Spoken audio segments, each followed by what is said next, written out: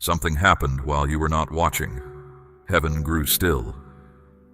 Not in the way silence usually falls, slow, creeping, like an ending.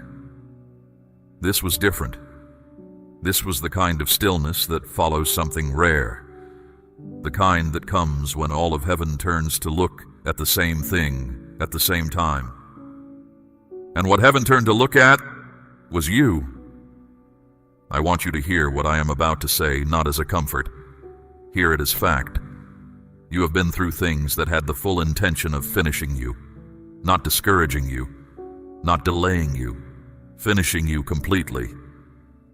There were seasons where the pressure did not let up, where one hard thing barely ended before the next one arrived, where you had to keep choosing to get up when getting up felt dishonest, when you felt nothing like someone who was going to be all right, and yet you did not fully stop. That is what caught heaven's attention. Not your best days, not the moments when you had it together. What made heaven go quiet was the moments when you did not have it together, and something in you still kept reaching for me. A whisper when you had nothing left. A reluctant step back toward the place where you knew I was, even when you felt no certainty that I would answer. You thought those moments were your weakest. Heaven read them as something else entirely. My child, you left me speechless. I want you to sit with that. Not because you performed well, not because your record was clean, but because inside the place where pressure breaks, most people, the hidden place that nobody else sees, you held something that should have buckled. You bent. I watched you bend. There were moments where I could see exactly how close you were to letting go entirely. But there was a thread you kept holding. Not tightly, sometimes barely, but you held it. That thread was not stubbornness. It was not willpower. I put it there. What I plant does not uproot easily. Even when the ground shook, the root held. That is not something you manufactured. That is something I placed in the deepest part of who you are. And the weight of everything this season threw at you proved it is real. Now I need you to understand what I am not saying. I am not saying the hard things were good. I am not standing over what you suffered and calling it a gift. Pain is not a prize. Loss is not a reward. What came against you was real, and it was heavy. I know how heavy it was. I was there for every hour of it, not watching from a distance, but present in the very room where you sat alone and wondered how much longer you could keep going. I did not look away. I have never looked away from you. There is something I need you to hold before anything else is said. I was not unmoved by what you walked through. I did not observe it the way you observe something from behind glass, at a safe distance, untouched. I was in it with you. Every night that stretched too long, every morning that arrived without relief, every moment where the silence felt like an answer you were not ready to hear. I was there through all of it. And what I was doing in those moments was not nothing. I was not simply waiting for you to endure your way to the other side. I was holding what you could not hold. I was keeping intact what the pressure was trying to destroy. That work was real, even when you could not feel it happening. And it mattered. What I placed in you was already there long before this season arrived. The pressure did not create it. The pressure revealed it. And what it revealed was something rare enough to make heaven stop and take notice. You kept your integrity when it would have been easier to let it go. You stayed honest when a lie would have been simpler. You remained when remaining was the harder path. And when the ones you trusted let you down, you did not harden the way hurt usually hardens a person. You stayed open. You stayed willing. That is not nothing. Those are not small things. To the eye, they look like nothing. To heaven, they carry enormous weight. There are people who look confident from the outside and are hollow on the inside. There are people who seem strong in public and crumble when no one is watching. What I found in you was the other way around. In the open, you were often uncertain. You doubted. You worried. You went through stretches where hope felt like a thing you could not quite hold in your hands anymore.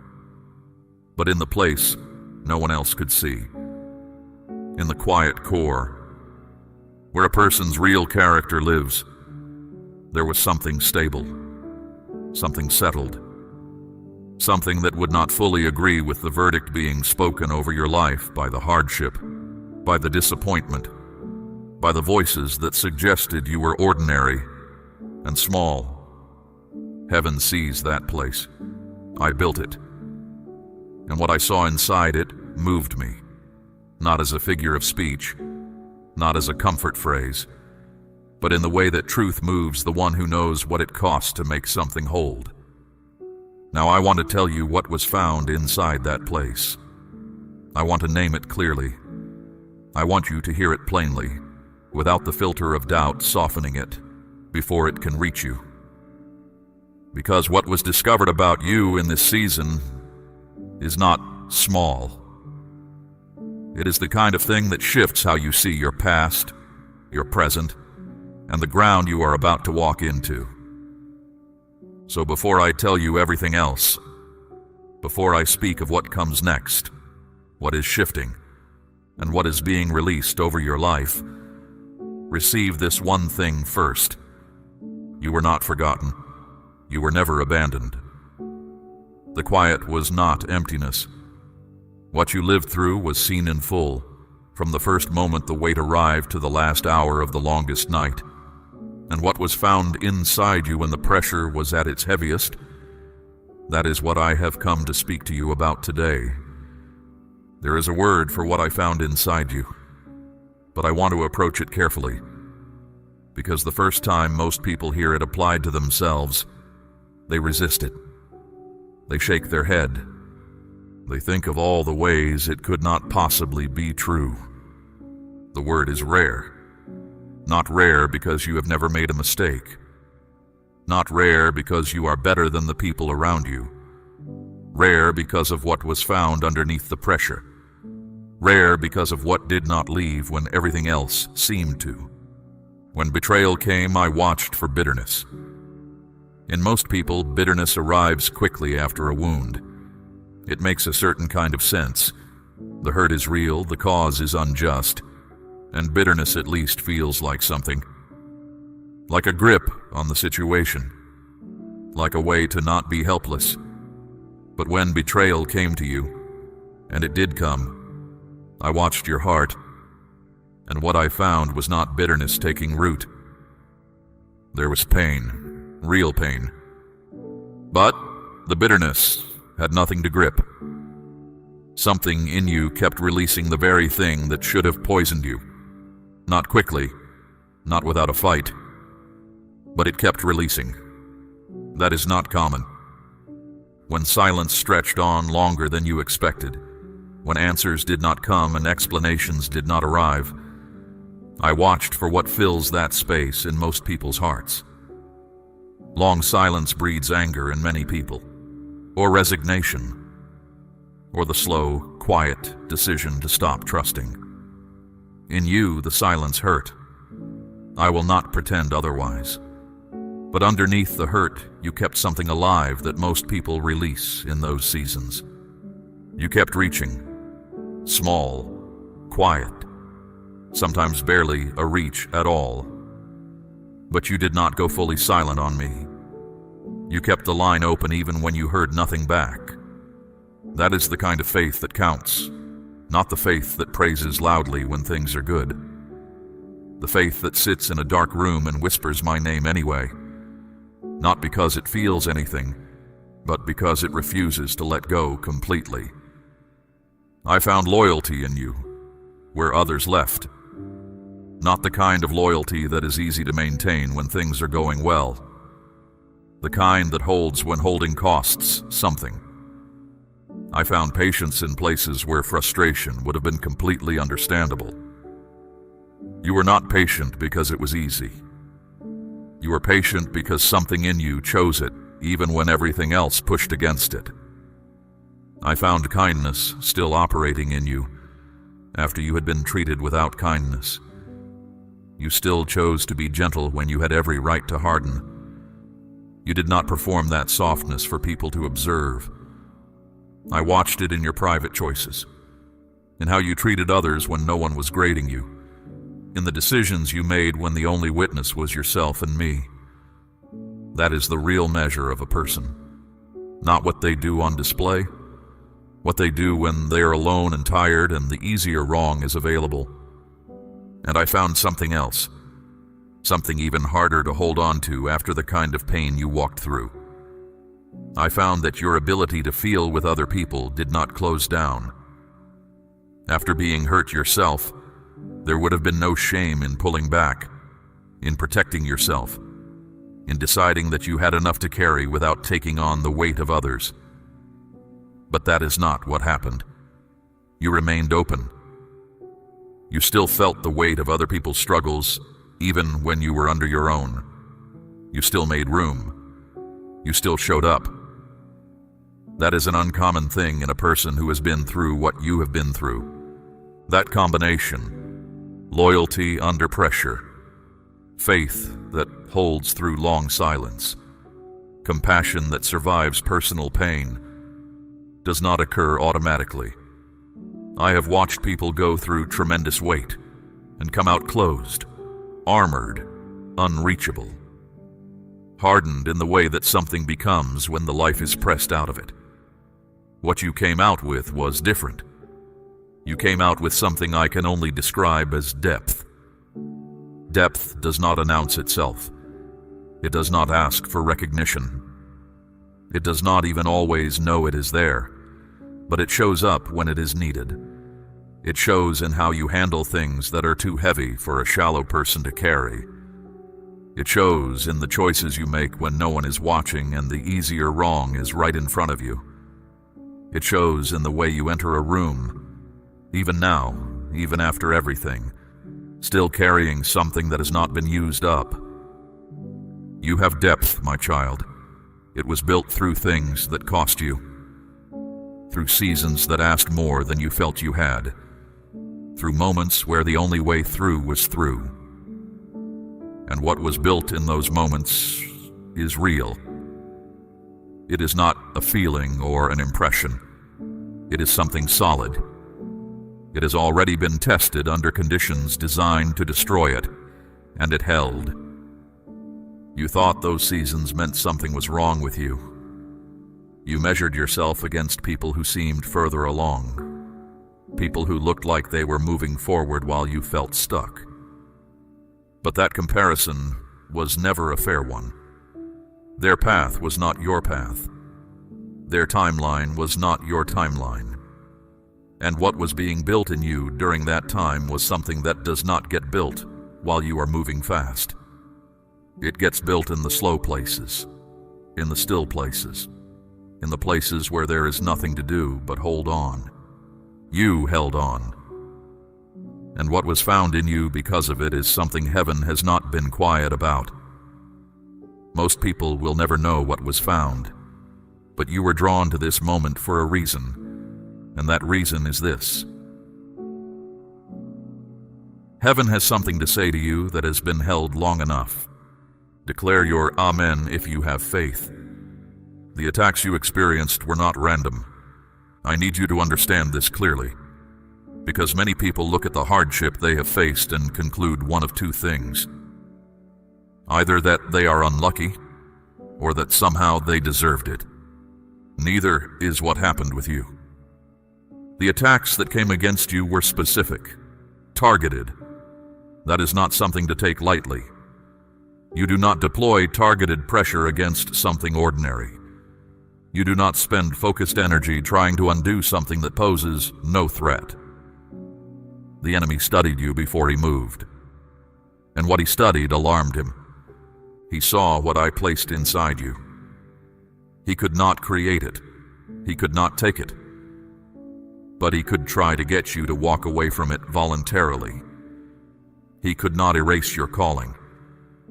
But if he could get you to disbelieve it, if he could get you to look at yourself and conclude that you were ordinary, unimportant, too broken to matter, then what I placed in you would sit dormant, not destroyed, but inactive, unused. And that was his aim. So the attack did not come as something obvious. It came quietly. It came as a consistent suggestion. The suggestion took many forms. You are behind. You are not like others. You have missed too much. The things that hurt you have marked you permanently.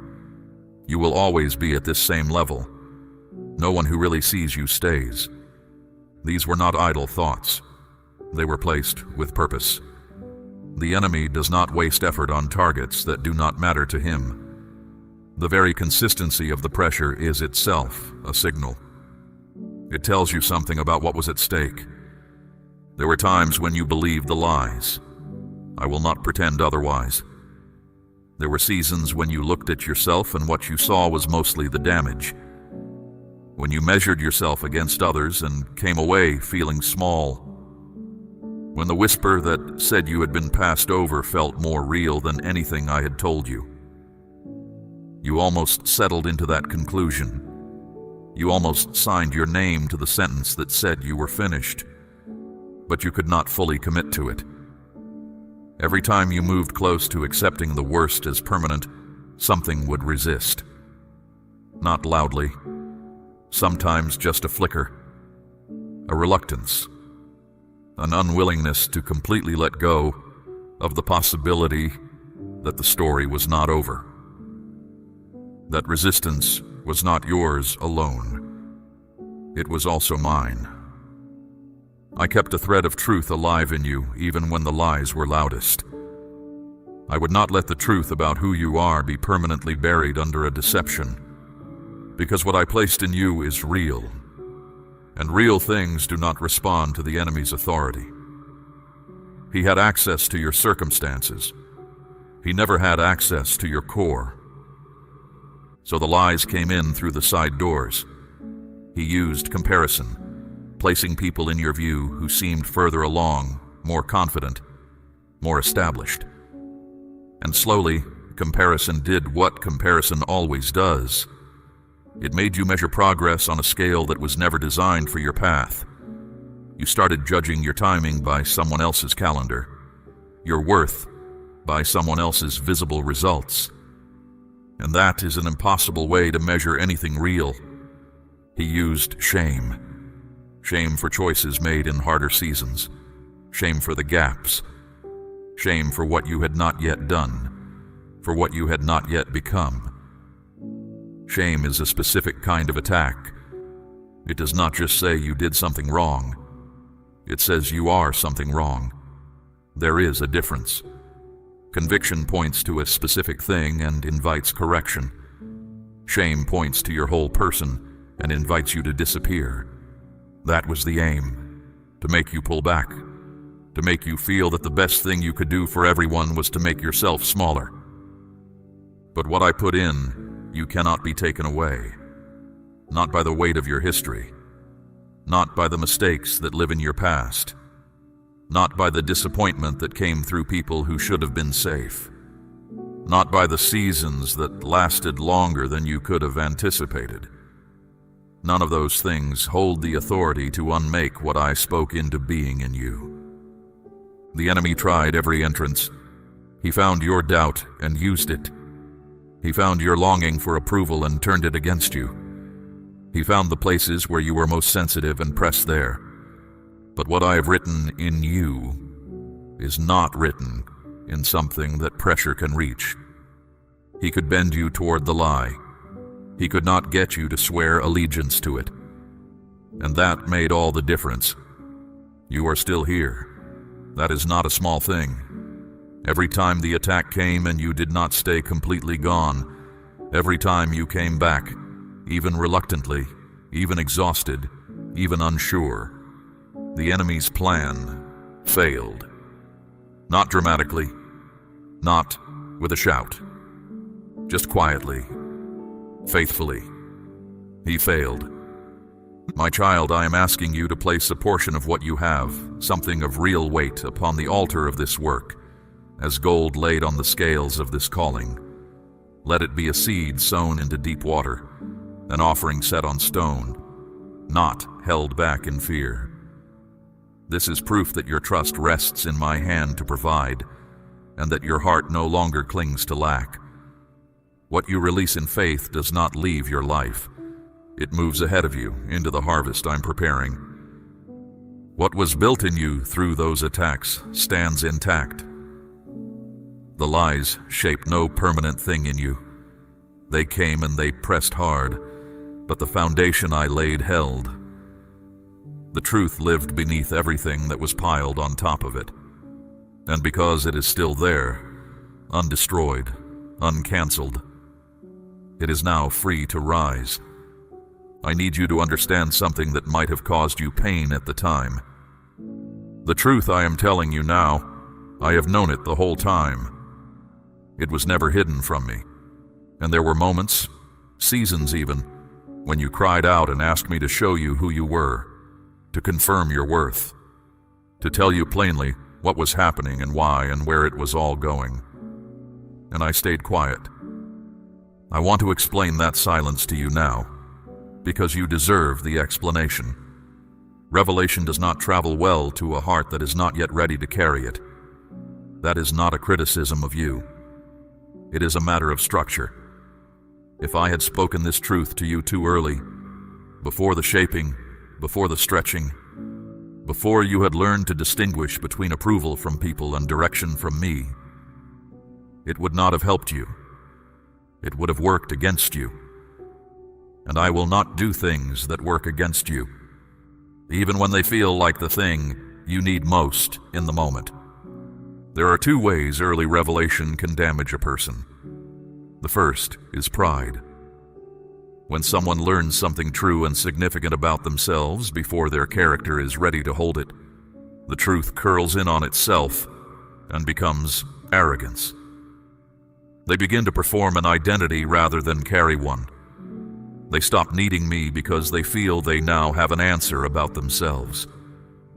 The very word I meant to anchor them becomes a trophy they hold over others. That is not what I intended for you. What I was speaking over your life was always meant to ground you, not elevate you above people, but root you deeply enough to stand beside them and serve them with what you carry. The second is fear. For some people, hearing the size of what they carry before they are grounded enough to receive it is simply too much. They retreat. They convince themselves it cannot really be them. They run from the word rather than grow into it. And running from it leaves them more lost than not knowing it at all.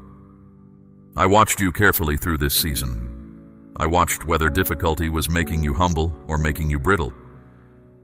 I watched whether silence was deepening your trust or feeding resentment. I watched the quiet work that was happening in you below the surface where no one else could see, where no one was applauding or even aware that anything was being built. And what I saw told me that the shape of your character was moving towards something that could hold this truth. Your humility was becoming real, not performed for others, but genuine. Your patience was becoming steady.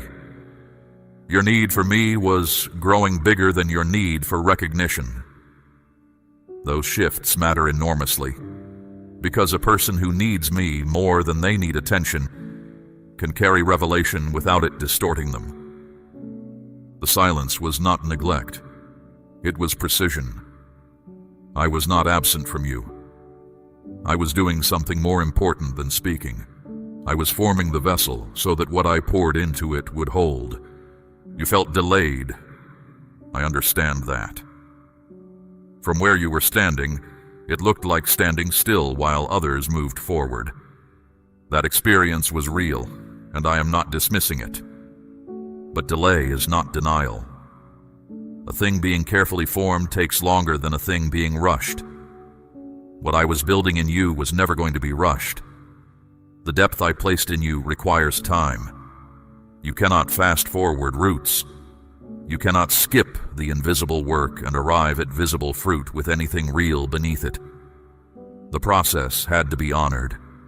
So I honored it. And I want you to know I understood what that silence cost you.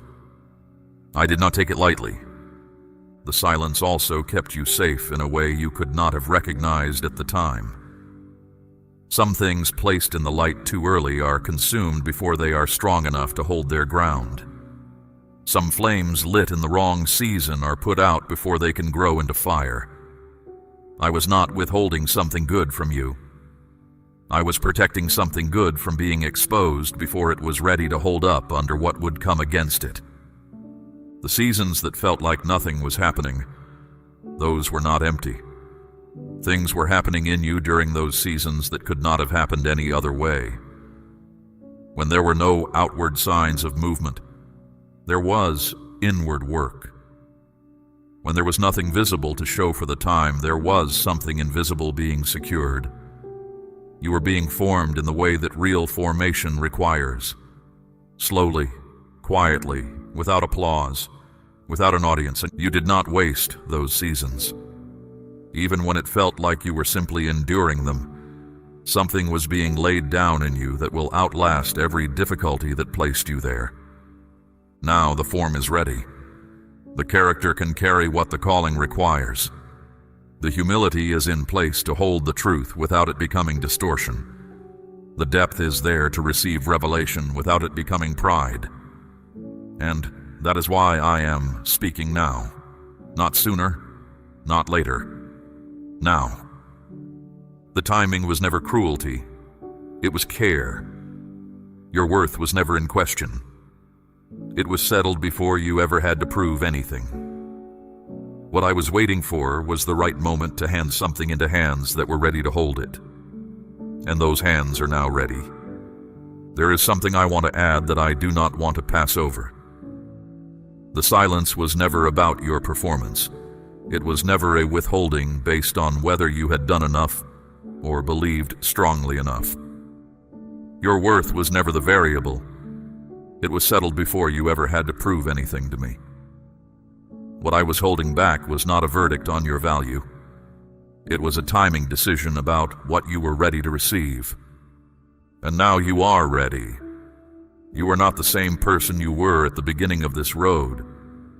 You have learned things that cannot be learned any other way, and what I am placing in your hands now will not be wasted on what you have become. I want to bring you back to something simple and say it clearly enough that it reaches the place where the doubt lives. You are not who the hardest things tried to make you. That sentence is not inspirational language. It is a statement of fact. The hardship that came against you had a specific intention: to define you, to narrow what you believed about yourself down to the size of the worst things that happened to you, to let failure become your name, to let rejection stamp an identity on you that would follow you quietly into every new beginning and whisper that you would get the same result again. That did not succeed. Not because you are stronger than everyone else. Not because you did everything right. It did not succeed because what I wrote into you is not written in something that hardship can reach. I did not plant your identity in your circumstances. I did not rest it on your performance. I did not build it on the opinions of people who looked at you and saw less than what was really there. I placed who you are at a depth that the surface of life cannot touch. And because of that, the repeated attempts to write over it did not take. The rejections did not stick at the level where your real identity lives. The failures added to your experience, but they could not add to your definition. The seasons when you felt invisible did not erase the truth of what you carry. The comparisons that made you feel behind did not change the path I designed specifically for you. You were never behind your purpose. You were always on the path I set for you. Your path does not run on the same timeline as other people's paths. It never has. Measuring your progress by someone else's markers has never been the right measure for your life. I know that is easy to say, but I need you to feel the weight of it, because the habit of comparison has cost you more than you realize. Other people are not ahead of you. They are on their own path, carrying what I assigned to them. When you look at where someone else is and compare it to where you are comparing two things that were never designed to be compared. Your path is yours alone. The shape of it, the timing of it, the pace of it, these were decided with you specifically in mind, not as an afterthought, not as a compromise, as a design. And what you are called to carry is significant. I do not say that to make you proud. I say it so that you stop treating yourself like something smaller than you are. There is a habit you have developed of making yourself small before anyone else can do it. A kind of preemptive diminishment. If you make yourself small first, the thinking goes, it hurts less when others agree. But that habit has cost you. It has kept you from walking into things with the authority and steadiness that rightly belongs to you. What I placed in you is not fragile. It does not need to be protected by smallness. It does not need you to hide it so that it will not be targeted. It can withstand being seen. It can hold up under scrutiny. It can be expressed openly without falling apart. You are allowed to know who you are. You are allowed to walk in the reality of it. Not loudly, not in a way that announces itself or demands recognition, but steadily, with the quiet certainty of someone who has settled the question of their own worth. Not because circumstances confirmed it, but because I said it. Here is something else I want you to receive. The things that felt like they were working against you did not diminish what you carry. They confirmed it. A person carrying nothing is not worth targeting. What came against you told you something about what was ahead, that there is something real at the end of this road worth protecting. You made it through the attempts to define you by your worst seasons. You are here, on the other side of the pressure, and what you carried is intact. That is not a coincidence. That is what happens when what is inside a person cannot be reached by what is outside them. What I put in you cannot be taken away. Let that settle. Let it go down into the parts of you that still half believe the old things. Let it reach further than the surface. You are not who the hardest things tried to make you. You are who I say you are. And what I say about you has not changed. Declare, I receive this today if your heart is open. I also need to address the way you speak about yourself, because what comes out of your mouth about who you are matters more than you have been giving it credit for. There is a pattern that happens when someone has been through a long season of pressure. They start to agree with the language of the season. They say things like, I am so far behind. I am not sure I am cut out for this. I have never been good at trusting. I am always the one who gets left. These words feel honest because they feel like what the evidence shows. But they are not describing the truth of who you are. They are describing the story the hardest seasons tried to write over you. Stop using those words. Not because the feelings are not real. The feelings are real. But feelings are not definitions. What you experienced is real. But experience is not identity. You are not required to narrate your life using the language of the worst things that happened in it. Start speaking differently about yourself. Not with grand declarations you do not yet believe. Just with corrections. When the old language comes, and it will come, interrupt it. Say quietly, that is not who I am. Heaven has said something different, and let what I have spoken today be the counterword. You are rare. You are faithful. You held when holding cost you something. Those are the words that match what was found in you. Those are the words I am speaking over your life today. And what I speak does not return empty. There is a shift underway, and I want to prepare you for it. What was built in secret is not going to stay hidden forever. That is not how I work. I do not build things in the dark to leave them there permanently. The hidden season had a purpose, and it has served that purpose. But what was formed in you during the quiet time was not formed to remain quiet. It was formed to be expressed, to go to work, to do what it was designed to do. I want to be careful about what I mean when I say a season of visibility is coming, because this phrase can be misunderstood, and I do not want you chasing the wrong thing.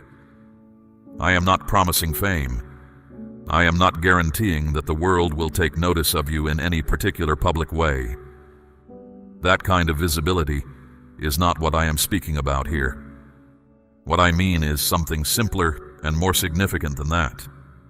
The things you carry, the depth, the steadiness, the compassion, the quiet authority that was formed in you through pressure, these things are going to be needed. They are going to be called upon. Situations are going to arise around you that require exactly what was built in you through the hardest seasons. People are going to come into your life who are in the kind of darkness you yourself once lived through. And because you went through it honestly, without bypassing it, without performing your way to the other side, you will have something real to offer them. That is the visibility I am speaking about. You will be placed where what you carry is needed. And what you give in those moments will not be advice from a safe distance. It will be the weight of someone who has actually been there, and who came through still holding something that held. That kind of presence changes things in ways that performance never could. It is the difference between someone who has studied a map and someone who has walked the road. People can tell the difference. They feel it when someone speaks from a place of real experience. And what you have to give comes from that place. Now let me address something that may happen as this shift comes. As things begin to change, as doors begin to open, as you find yourself in more visible places, the old voice of comparison may return. It will look at what others have and suggest that you are still not quite enough, that your path is not as clean as theirs, that you have too much history, that the people who are further along somehow got there without carrying what you have been carrying. Do not cooperate with that voice. You have learned something through this season that many people spend their whole lives not learning. You have learned that approval is not the foundation, that what I say about you carries more authority than anything the visible world puts on display. Walk into this new season with that settled, not with your guard up, not striving to maintain it, just settled. The way a person walks into a room when they know they belong there, not announcing it, not defending it, just at ease in it. What was built in silence will speak in the open. What was formed in hiddenness will be expressed in the light. And it will carry authority precisely because it was not manufactured. It was forged. It was tested before it was released. That is why it will hold up under pressure, because it already has. Go forward without competing. Go forward without performing. Go forward the way I shaped you to go, with depth, with steadiness, with the kind of quiet confidence that comes from knowing who you are not, because the world confirmed it, but because I said it. There is something I want to place before you as this season turns. I want you to understand the weight of what is shifting. This is not a small change in direction. This is the ground moving under the whole of your life. The things I planted in the quiet years are ready. The roots that formed in the dark are ready to feed something that will stand in the open. Do not minimize what is coming. Do not shrink back from it because the scale of it feels unfamiliar. You were built for what is coming. The shaping was intentional. The stretching was specific. The things I allowed were not random. They were the precise conditions needed to form what you now carry. And what you now carry is exactly what the next season requires. So go, with steadiness, with depth, with the quiet authority of someone who has been through the fire and discovered that what I placed in them did not burn. Say yes, if you are ready to walk forward. I also want to say something about what you will find on the other side of this shift that you may not be expecting. You will find that the things you thought disqualified you are exactly the things that make you credible. The places where you struggled are the places where you will be most trusted to speak. The seasons where you felt most invisible are the seasons that will give your words the most weight. This is not the way the world works. The world values the polished and the presented. But I work differently. I use what the world overlooks. I place weight in what the world passes by. And the person who stood in the quiet places and did not quit, that is the person I trust to carry what needs to go further. You are entering a season where what you have been carries more authority than what you have performed. Let that register. Let it settle into the way you see yourself and what you bring. The hidden season has done its work. What was formed is ready. And the one who formed it says, go. I want to close by bringing you back to where I started.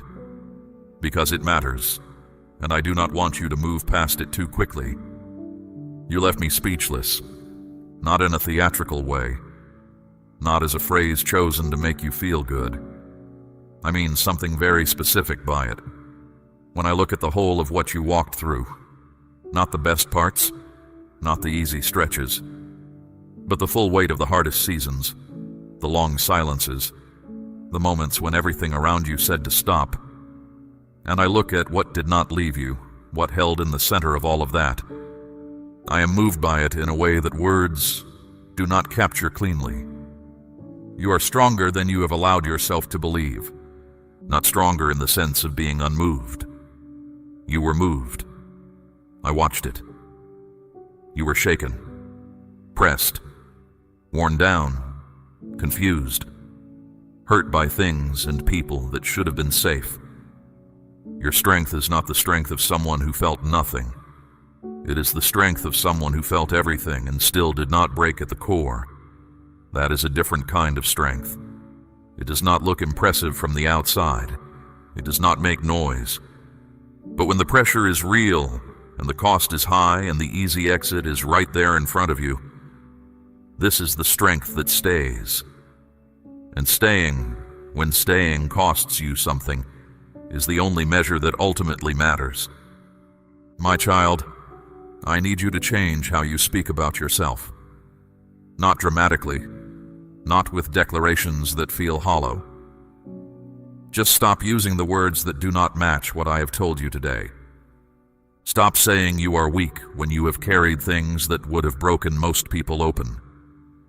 Stop saying you are forgotten when I have been watching everything. Stop saying you are behind when your path was never meant to match anyone else's pace. Stop agreeing with the language that the hardest seasons tried to make permanent. Those words describe the attack. They do not describe the truth. Speak more carefully. When the old language rises, and it will, let what was spoken today interrupt it. Quietly, steadily. That is not who I am. Heaven has spoken something different over me. Let the correction be simple and firm. Let it be a settled decision. You are not behind. You are on the path I set for you. You are not forgotten. I have had my eye on you through everything. You are not too broken. What broke the surface did not reach what I anchored at the center. And you are not ordinary. What was found inside you when the pressure was at its worst is the kind of thing that makes heaven stop and take notice. Hear this clearly. This message is for you. Not for someone who has it together more than you do. Not for someone who has believed longer or struggled less. This is for you, the person who is here, in this moment, carrying exactly what you are carrying, with exactly the history you have. I am not speaking to a polished version of you. I am speaking to the real one. And the real one is exactly who I am saying all of this about. The quiet is over. What was formed in the hidden places is ready to move into the open. What was built in you belongs to the next chapter of your life. Carry it with the steadiness that was forged in you. Carry it with the humility that the long seasons produced. Carry it with the quiet confidence of someone who knows they did not make it through alone, and knows they will not be alone in what comes next. Before you go, I want you to take a moment, right now, wherever you are, and let what just happened settle in you. You received a word, not from someone who observed you from the outside and offered a general encouragement. A word spoken from the one who built you, from the one who has seen the inside of every season you have walked through, the ones you told people about, and the ones you never told anyone about, from the one who found something rare in you when you thought there was nothing there worth noticing. Let it reach you. Let it go past the surface where the old habit of dismissing good things lives. Let it go down into the place where doubt has been living. Let it speak there. Let it begin the work of replacing what was never true. You are rare, not as a compliment, as a fact. What was found in you this season, under the weight, in the long silence, in the moments no one else saw, had to be placed there deliberately, and then proved through pressure.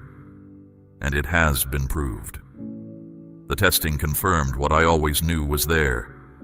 Now, live accordingly, not loudly, just differently than you did before you heard this. Walk with a little more certainty. Speak about yourself a little more carefully. Stop apologizing for taking up space. What I placed in you was meant to be expressed, not suppressed. It was meant to be carried into the world. The season ahead belongs to what was built in the seasons behind. And the one who built it says, "You are ready. It is time. Go forward, my beloved child. Not striving, not competing, not with one eye on what everyone else is doing. Just forward, with depth, with steadiness, with the settled knowing of someone who has been through the fire and discovered that what I placed in them did not melt. I am with you. I was with you through all of it, and I will be with you through everything still to come.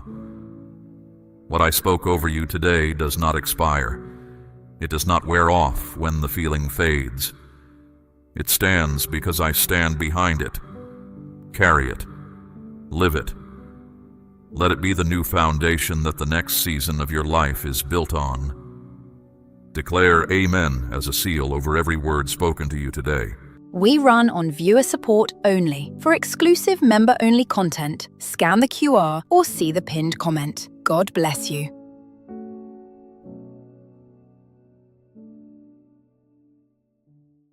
I am calling to you from heaven, and I need you to hear this before these next few minutes end.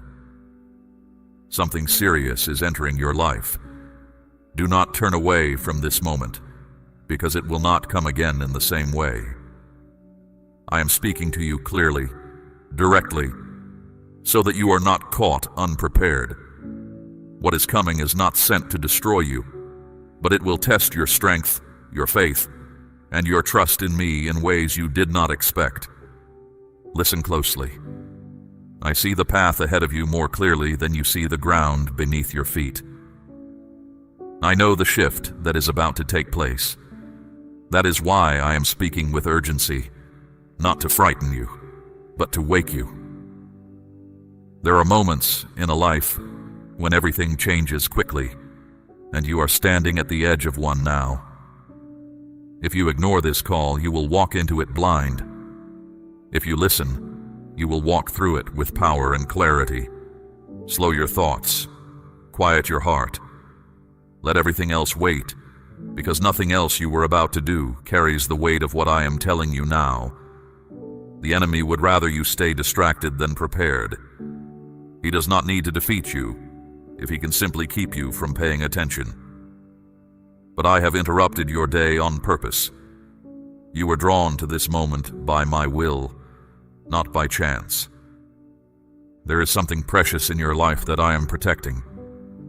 This warning is part of that protection. I do not warn those I have abandoned.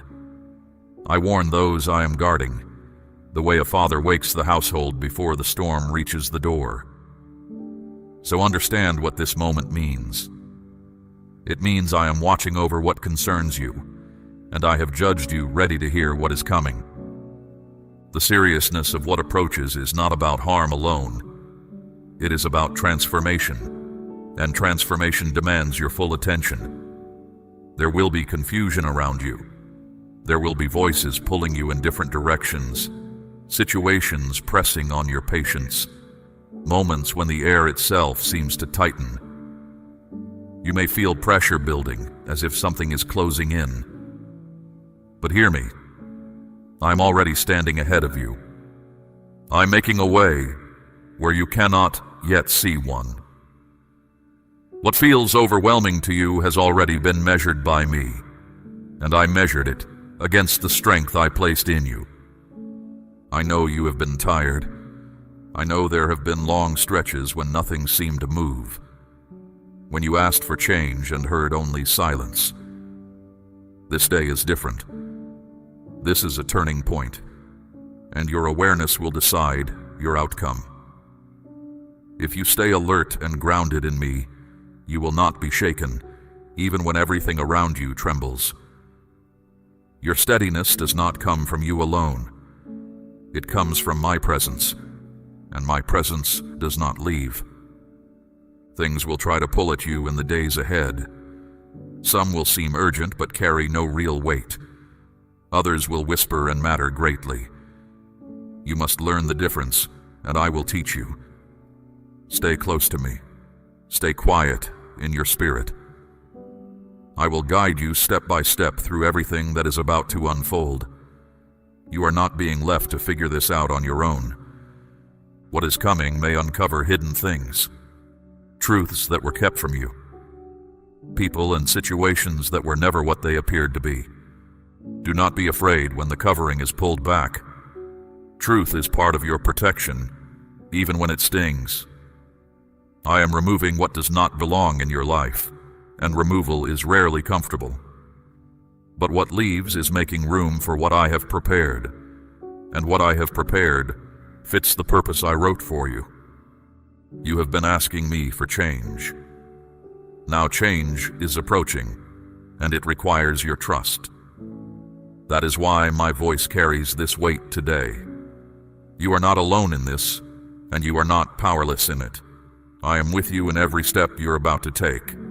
Stay steady, stay focused. Do not hand your thoughts over to fear, because fear is a thief that spends your strength on battles that never come. Very soon there will be a moment of decision. It may look small when it arrives. It will not be small.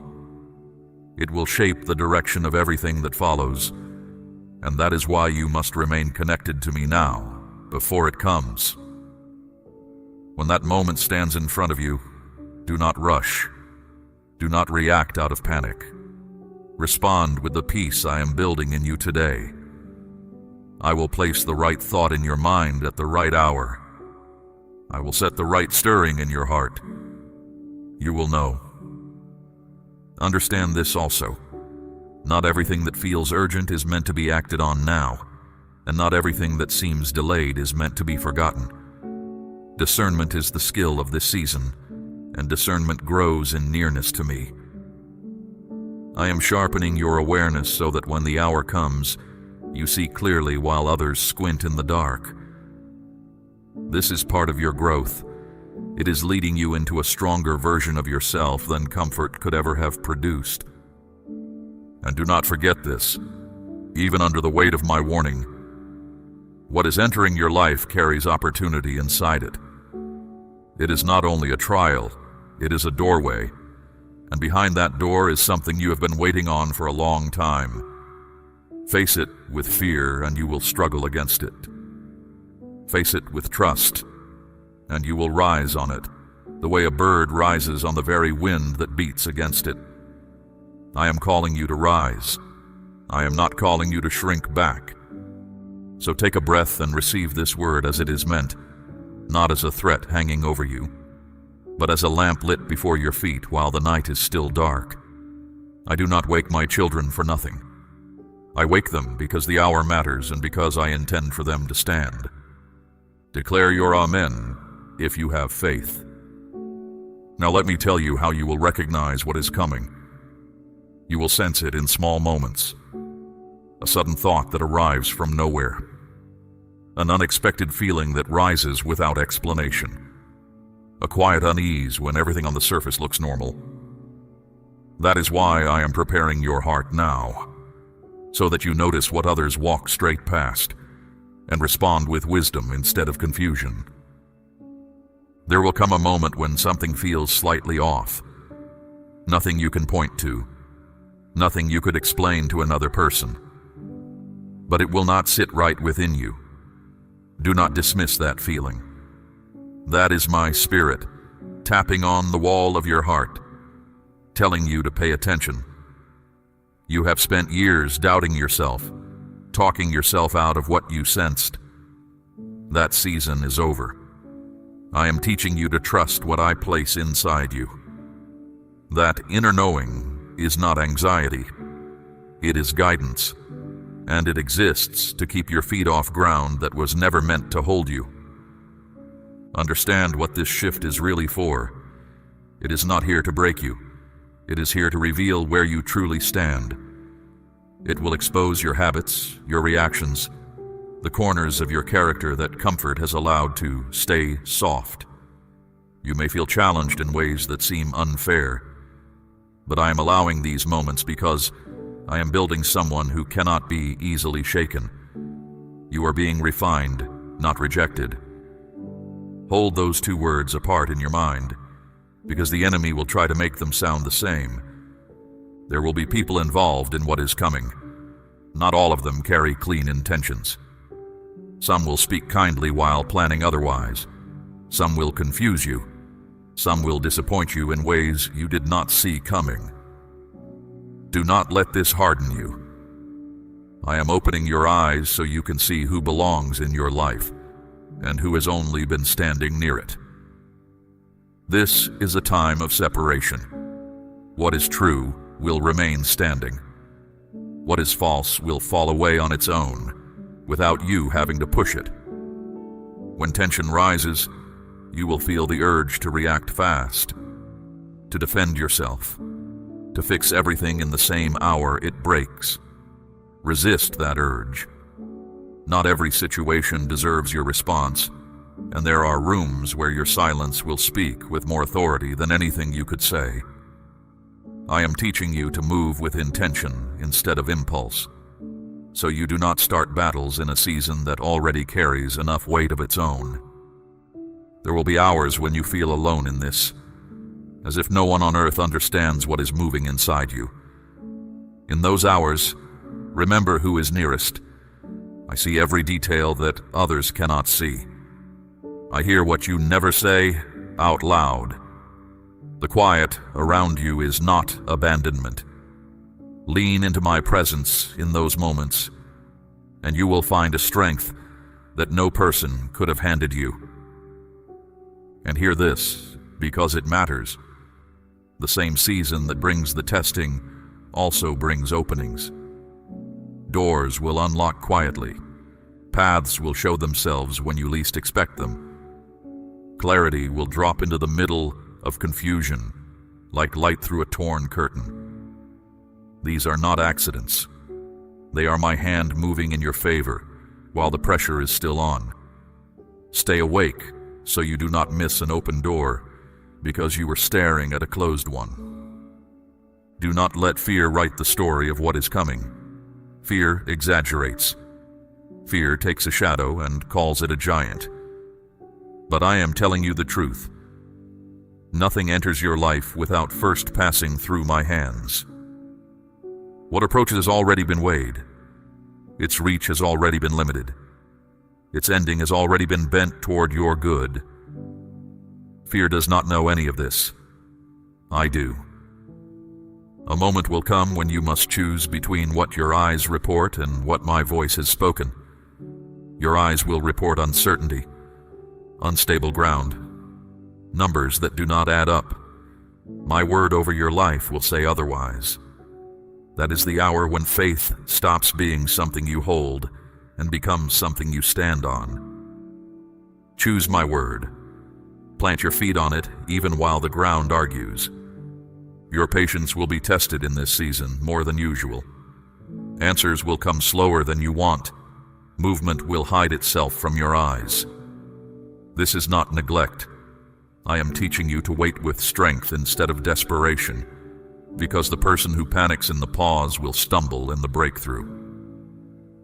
While you wait, I am arranging. While you hold still, I am moving. The quiet is full of my work, even when you cannot hear a single sound of it. There will also come a day when something you leaned on proves unsteady. A plan, a situation, perhaps a person. It will shift under your weight, and you will feel the fright of it. Do not call it loss. Call it what it is: redirection.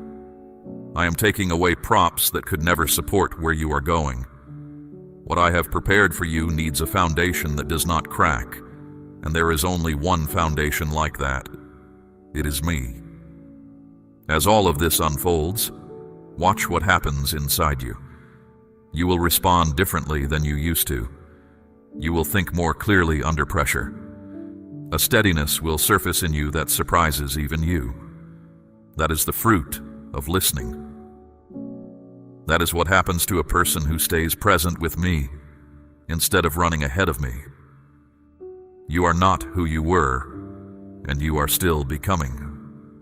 Remember that you are protected through every hour of this. My protection does not always remove the difficulty. It removes the difficulty's power to destroy you. There is a difference, and one day you will thank me for it. You will come out of this stronger, wiser, and more awake than you have ever been. What feels heavy today will become the story you tell of how I carried you through something that could have ended very differently. Say, I believe, if this word is reaching your spirit. Now I want to speak to you about the stretching you feel. It is not random, and it is not cruelty. You are being pulled beyond your old limits, because your old limits cannot contain what I am about to place in your hands. I allow certain pressures to rise so that what is weak in you grows strong, and what is uncertain in you becomes settled. Do not read this process as punishment. A blade is not being punished when the stone sharpens it. There will be moments when everything around you feels unstable, as if the ground shifts without warning. Your instinct will be to grab whatever feels familiar, even things you already know are wrong for you. I am asking you to open that grip. I am your foundation, not the circumstances that keep rearranging themselves around you. What slips out of your hands in this season was never strong enough to carry you into the next one. You will begin to see patterns you never noticed before. The same kind of situation returning in new clothes. The same feeling rising at the same kind of moment. The same lesson circling back with a different face. This is not coincidence. I am lifting these things to the surface where you can finally see them. Because a cycle you can see is a cycle you can break. When you recognize the pattern, do not look away from it. Face it, name it, and bring it to me. Chains lose their strength the moment they lose their hiding place. Trust is the currency of this season. Not the kind of trust that waits for proof, but the kind that moves before the answer arrives. Everything I am about to do in your life will ask for that kind of trust, and I am going to give you a way to practice it that is real, not theoretical. My child, I'm asking you to place a portion of what you have, something of real weight, upon the altar of this work, as gold laid on the scales of this calling. Let it be a seed sown into deep water, an offering set on stone, not held back in fear. This is proof that your trust rests in my hand to provide, and that your heart no longer clings to lack. What you release in faith does not leave your life. It moves ahead of you, into the harvest I am preparing. Now listen to what comes next, because the testing will touch more than your circumstances. It will reach into your relationships. People who once felt close may drift toward the edges of your life. Others you never expected will step in carrying purpose you did not see in them before. Do not fight these changes. I am arranging the people around you to match the place I am taking you. Some connections were built for a season that is ending, and holding them past their time only slows your walking. There will be days when you feel misunderstood. Others will not see what you see. They will not feel the weight you feel or the pull you feel. This can taste like loneliness, but understand what it really is. You're moving into a different level of awareness, and new territory always feels empty at first. Not everyone is meant to interpret your journey. Not everyone is meant to walk every mile of it beside you. Stay true to what I am showing you, even when you are the only one in the room who can see it. Your desires are going to change in this season. Watch for it. Things that once pulled at you will lose their grip quietly, without a struggle. New hunger will rise in your heart for things you never used to think about. This is not confusion. This is alignment. I am tuning your heart to your actual purpose. And when a heart comes into tune, the old songs stop fitting. What you used to chase will stop satisfying you, because I am leading you toward something with roots. A choice is coming that will look simple on its surface. It will not be simple. Underneath it will sit consequences that stretch years ahead of you. You will be tempted to take the comfortable answer, the one that asks nothing of you. I am calling you to take the right one. It may not be the path others expect from you. It may cost you an explanation you cannot give. But when you choose what is right over what is easy, you step onto the road where your growth and your assignment are waiting. Your inner senses will grow sharper through all of this. You will read situations before they finish unfolding. You will understand things you were never told. Do not be unsettled by this, and do not wave it off as imagination. This is how I guide those who walk closely with me. Pay attention to those moments. They are not decoration. They are direction. And when the quiet stretch comes, when nothing seems to be happening anywhere on the surface, do not mistake my silence for my absence. Some of my greatest work is done in rooms you cannot enter yet. Foundations are laid underground where no one applauds. Roots deepen in the dark before the branch ever shows a bud.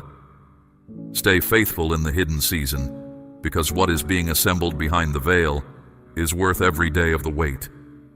You may feel an urgency stirring in you during this time, a sense that something must change, that you must move. That stirring is not panic, and it should not become panic. It is purpose knocking. Do not smother it, and do not spend it recklessly. Bring it to me first. I will show you which direction to aim it, and when. An arrow released at the right moment travels farther than 100 loosed in a hurry. Watch also for the fruit of this season showing up in you. You will handle sharp situations with a softer grip. You will answer foolishness with patience that surprises you. Peace will hold its seat in you, even when the room is loud. None of this is accidental. It is what happens when a person stays joined to me while the pressure works. You are growing stronger in the place where strength actually matters, which is the spirit, not the circumstances. There is something else rising in this season that you need to understand. Old things are going to surface in you, thoughts you believed were settled, memories you filed away years ago, feelings you thought you had outrun. When they appear, do not call it a step backward. It is not. It is a deeper level of healing asking for your attention. I am bringing these things into the light because light is where they lose their authority. What you face with honesty cannot rule you from the shadows anymore. Your mind will try to go back to its old ways of working. It will try to explain this new season using old maps. But you cannot navigate new territory with charts drawn in a country you have already left. I am renewing your thinking. I am teaching you to see past the familiar into what is actually true.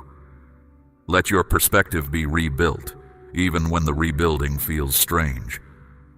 A house being renovated always looks worse before it looks right. Some doors are closing around you right now. Hear me carefully on this. They are not closing because you failed. They are closing because they no longer lead anywhere you are meant to go. A closed door can feel like grief, even when you sense it is right. Grieve if you need to, but do not stand knocking. I do not take anything from my children without already holding its replacement. And what I hold for you is not a copy of what you lost. It is beyond it.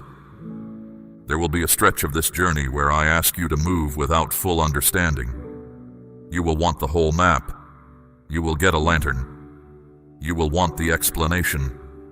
You will get the next step. This is not me withholding from you out of coldness. It is me building in you the kind of trust that survives every weather. The person who only moves when everything is explained will stand still their whole life. You were not made for standing still. In this season, pay attention to what your strength does around different people and places. Notice what drains you and what steadies you. Notice which rooms you leave heavier and which you leave clearer. This awareness is not selfishness. It is stewardship. Your energy is being pointed at something that matters now, and you cannot pour into your purpose what you have already leaked into places that were never yours to fill. There will be a test of honesty coming, and it has two edges. The first edge is speaking truth to others when a comfortable lie would be easier. Stand in the truth even when your voice shakes. What you speak now is laying track for where your life travels next. The second edge is harder. It is being honest with yourself. There are things you have avoided looking at because looking at them costs something. In this season, they will step in front of you and wait. Do not walk around them again. On the other side of that honest look is a freedom you have never had. You will feel emotions moving with unusual strength in these days. They will rise fast, sometimes without a reason you can name. Do not panic and do not let them take the wheel. Emotions in this season are messengers, not masters. They are surfacing to show you what is happening underneath, not to decide your direction. When a strong feeling rises, pause. Bring it to me before you spend it.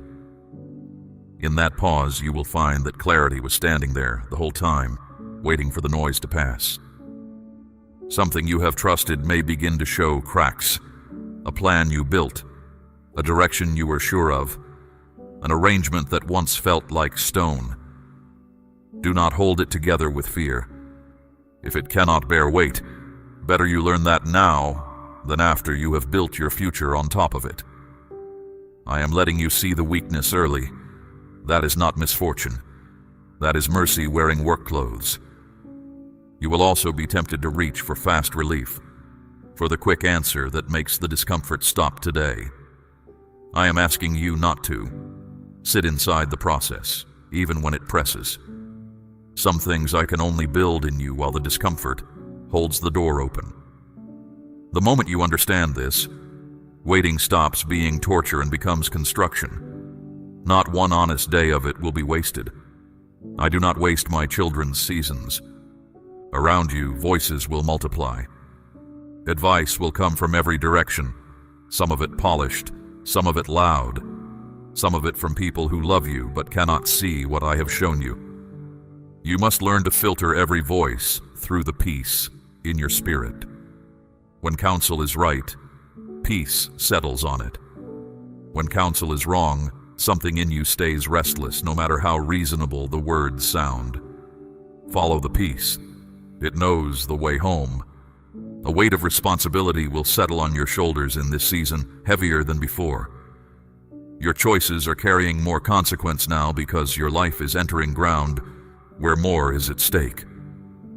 Do not resent this weight, and do not fear it. It is the weight of mattering.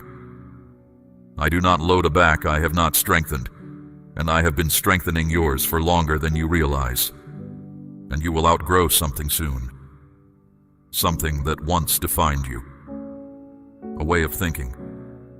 A habit that shaped your days. A role you played so long it felt like your name. Letting it fall away will feel strange, like a hand reaching for something that is no longer there. Let it fall anyway. What defined you was never the deepest truth of you. I know who you are becoming, and I am clearing the stage for that person to step forward. Now let me show you what I am doing with the people around you, because this is where the season will press you hardest. Your awareness of others is sharpening. You will begin to sense intentions before words confirm them. You will feel the difference between a hand extended in kindness and a hand extended in calculation. Do not dismiss these quiet signals. They are part of my protection over you. I am teaching you to hear what is underneath the sentences. Some people in your life are about to reveal their true nature. For a few of them, this will bring you relief and gratitude. For others, it will bring disappointment that sits heavy in your chest. Let the truth do its work either way. It is better to see clearly and ache for a while than to live comfortably inside an illusion. I'm showing you what is real so that you can build with real materials. When the disappointment comes, guard your heart against bitterness. Bitterness is a debt collector that only visits your own house. The ones who proved false were not the foundation of your future, and their leaving has not moved a single stone of what I have prepared for you. Release them without a war. Bless them if you can manage it. Then face forward, because forward is where everything I promised you lives. There will be a moment when someone asks you, directly or quietly, to bend something that should not bend. A small compromise. Easy to justify, barely visible to anyone else. I am telling you now so you recognize it when it comes. Stand firm. Your integrity is worth more than anything that compromise could buy you. What you protect in secret becomes the strength you stand on in public. And what you trade away in small pieces is exactly what you will need whole on the day of your assignment.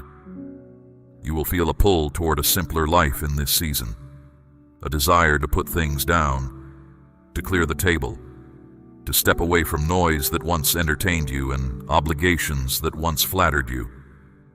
Follow that pull. It is not loss. It is pruning. And pruning is how a vine is prepared for heavier fruit. When you remove what is unnecessary, what is essential finally has room to breathe.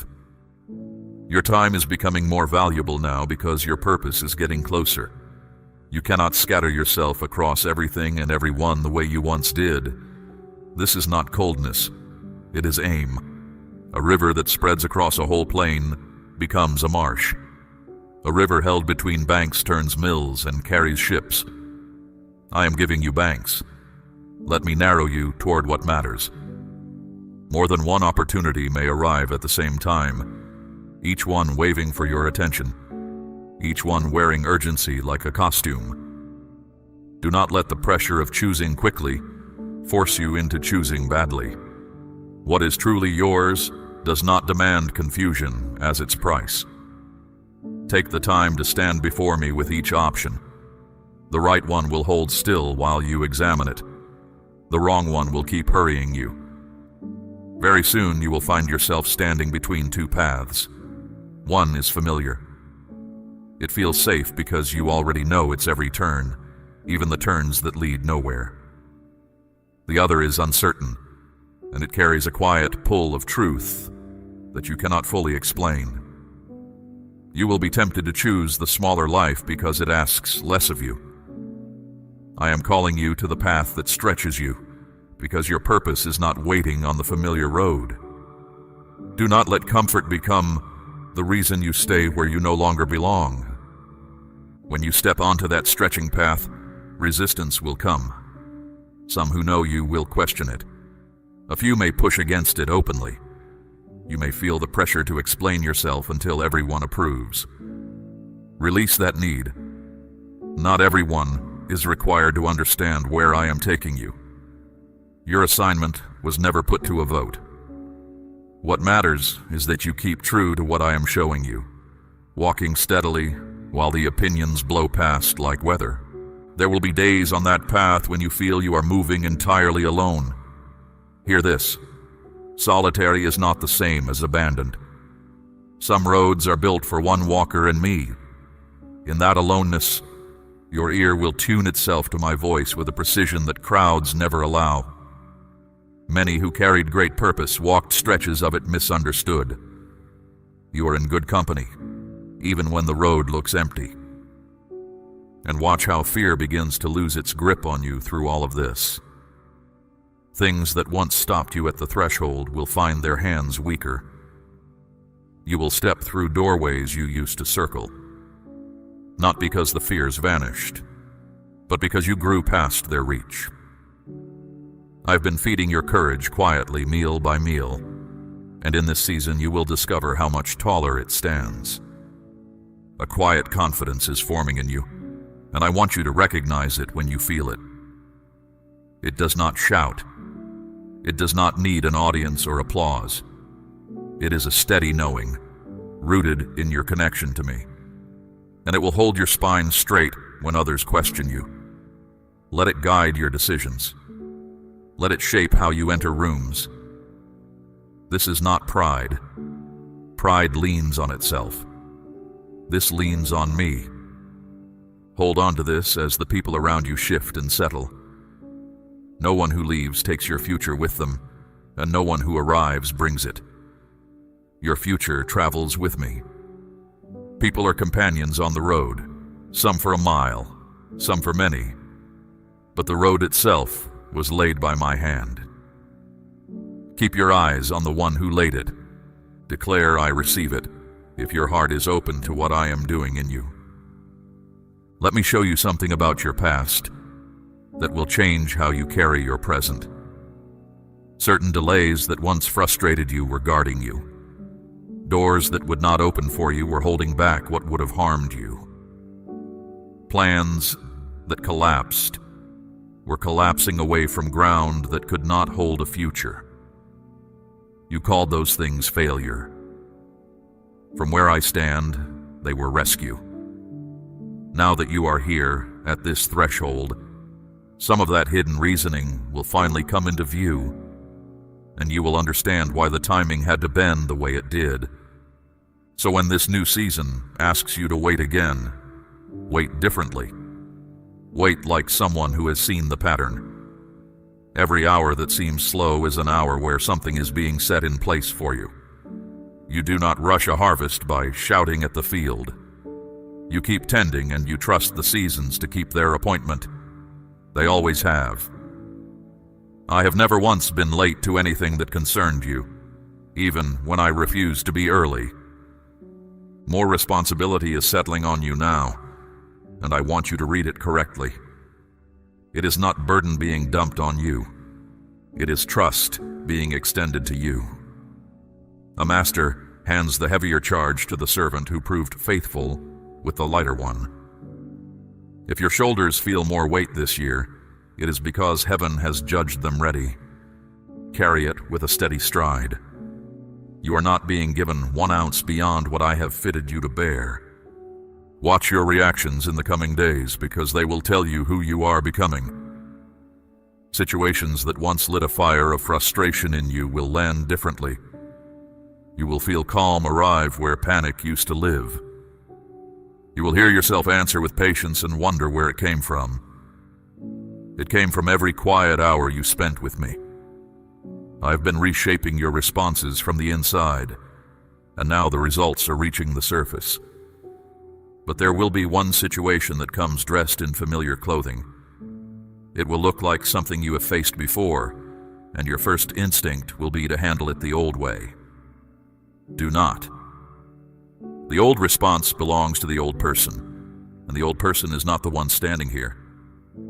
This moment is designed to lift you past your former patterns, not to repeat them. When you feel the ancient reaction rising, pause. In that pause, a new road opens. Take it, and you will feel something break behind you that has followed you for years. Your sense of timing is changing too. You will feel led to act in certain moments and to hold still in others, without always knowing why. Follow that leading. It is not random. There is a rhythm I am setting under your life, the way a tide sets under a boat. And when you move with it, things fall into place with an ease that effort alone never produced. When you fight it, everything becomes heavy. Learn the rhythm. Trust the rhythm. An opportunity is approaching that will feel significant the moment you see it. It may arrive without warning, at an hour when you feel anything but ready. Hear me now so you remember it then. You are more ready than you feel. Readiness is not a feeling. It is the sum of everything you have walked through, everything you have learned, everything I have built into you while you thought nothing was happening. Step into it with confidence. I will be in it with you. Your strength will move in waves through this season. Some days you will feel clear and strong. Other days you will feel tired and unsure, and you will wonder if you have lost ground. You have not. Even the low days are doing their work. A field lies fallow and looks abandoned, yet the soil is renewing itself the whole time. Both kinds of days are mine. Both kinds of days are moving you forward. Release your grip on control.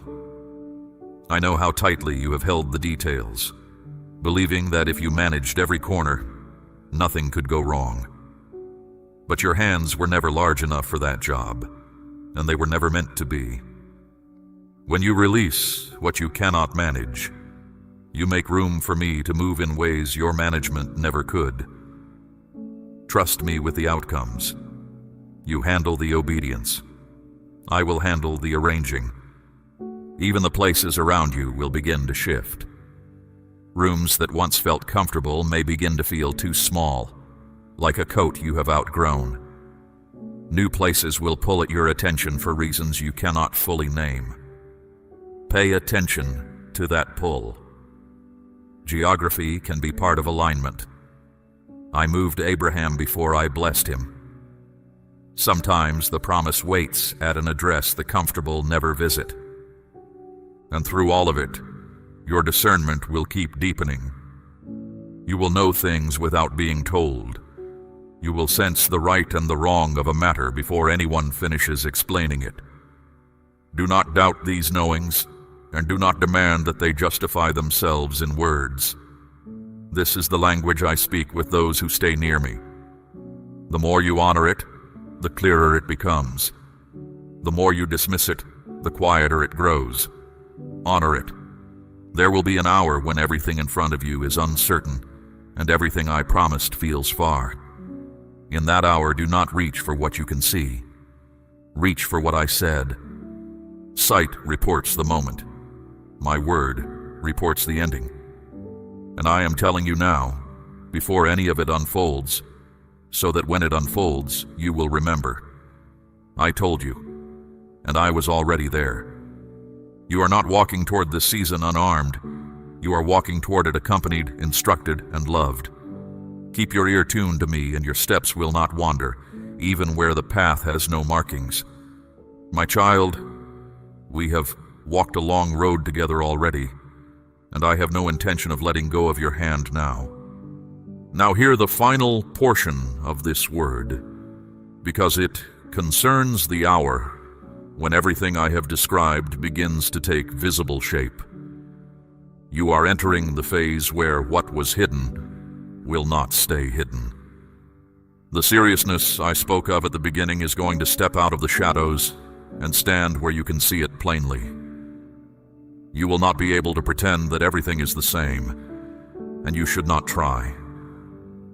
This is the moment where awareness must become action, where everything you have received in these minutes gets its test in daylight. Something will become undeniable. It may arrive through a situation, a conversation, or a sudden understanding that settles over you like morning light over a field. When it comes, do not turn from it. Do not argue with it. This truth is not coming to wound you. It is coming to point you, and a person who refuses the pointing wanders twice as long. Let what becomes clear stay clear. Fear will try to talk you back into fog. Refuse it. A situation will ask you to stand firm, while everything in you leans toward retreat. The decision in front of you will feel heavy, and stepping back will look so reasonable. Stand anyway, not in stubbornness, but in trust.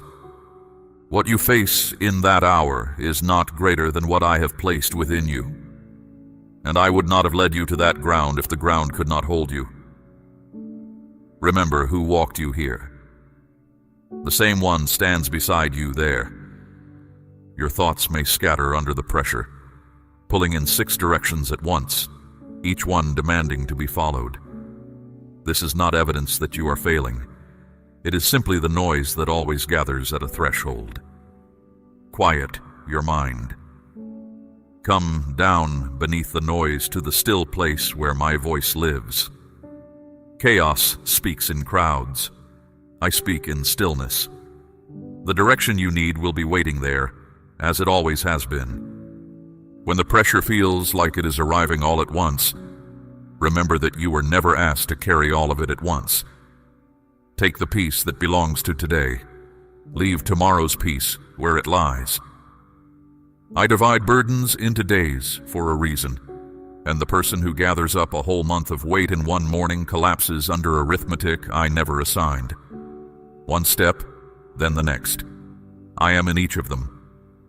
An urgency will rise in you near the end of this stretch, and it will be clean urgency, not panic.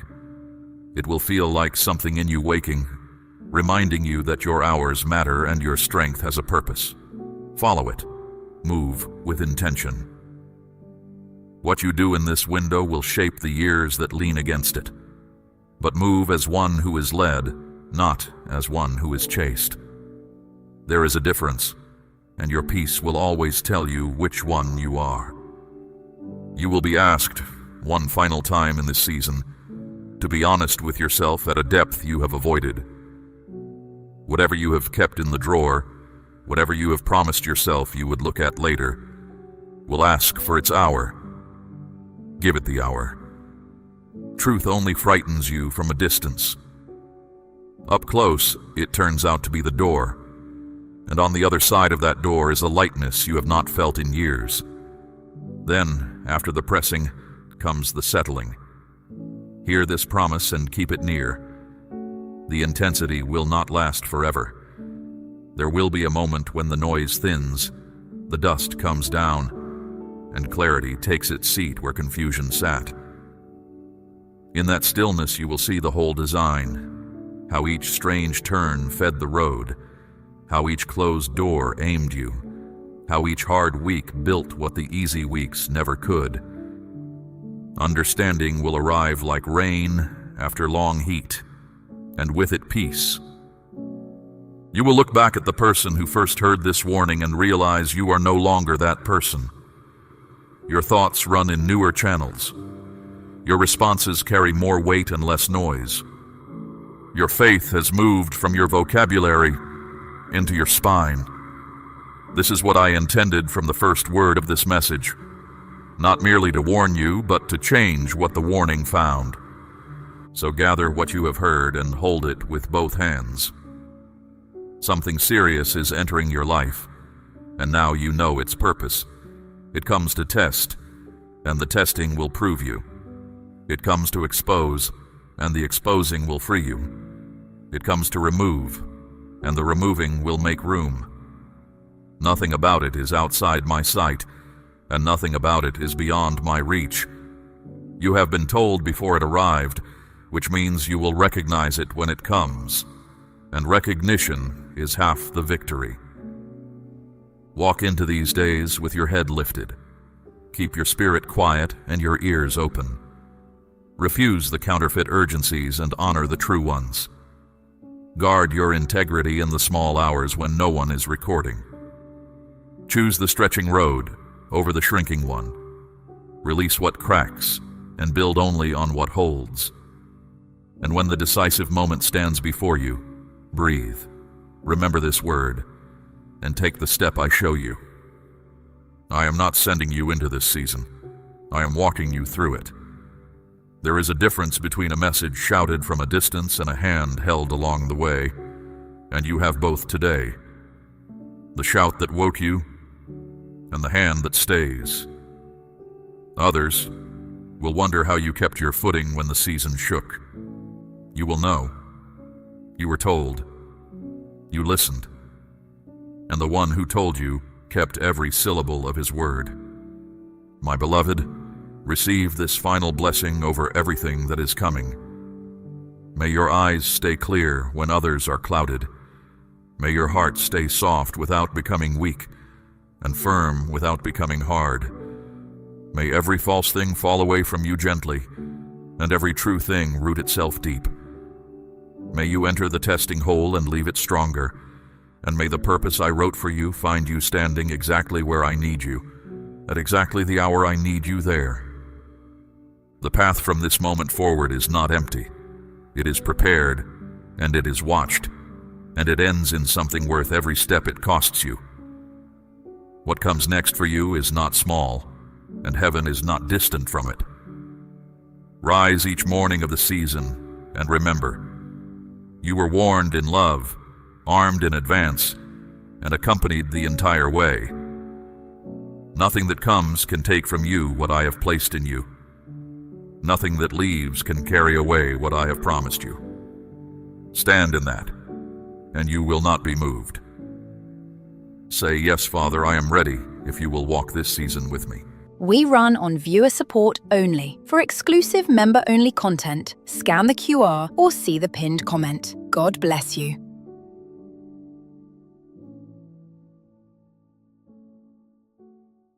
My child, stop what you are doing right now. Yes, you. Halt your thoughts and give me your complete focus for a little while. I am interrupting your day on purpose. This is not an accident, and it is not chance.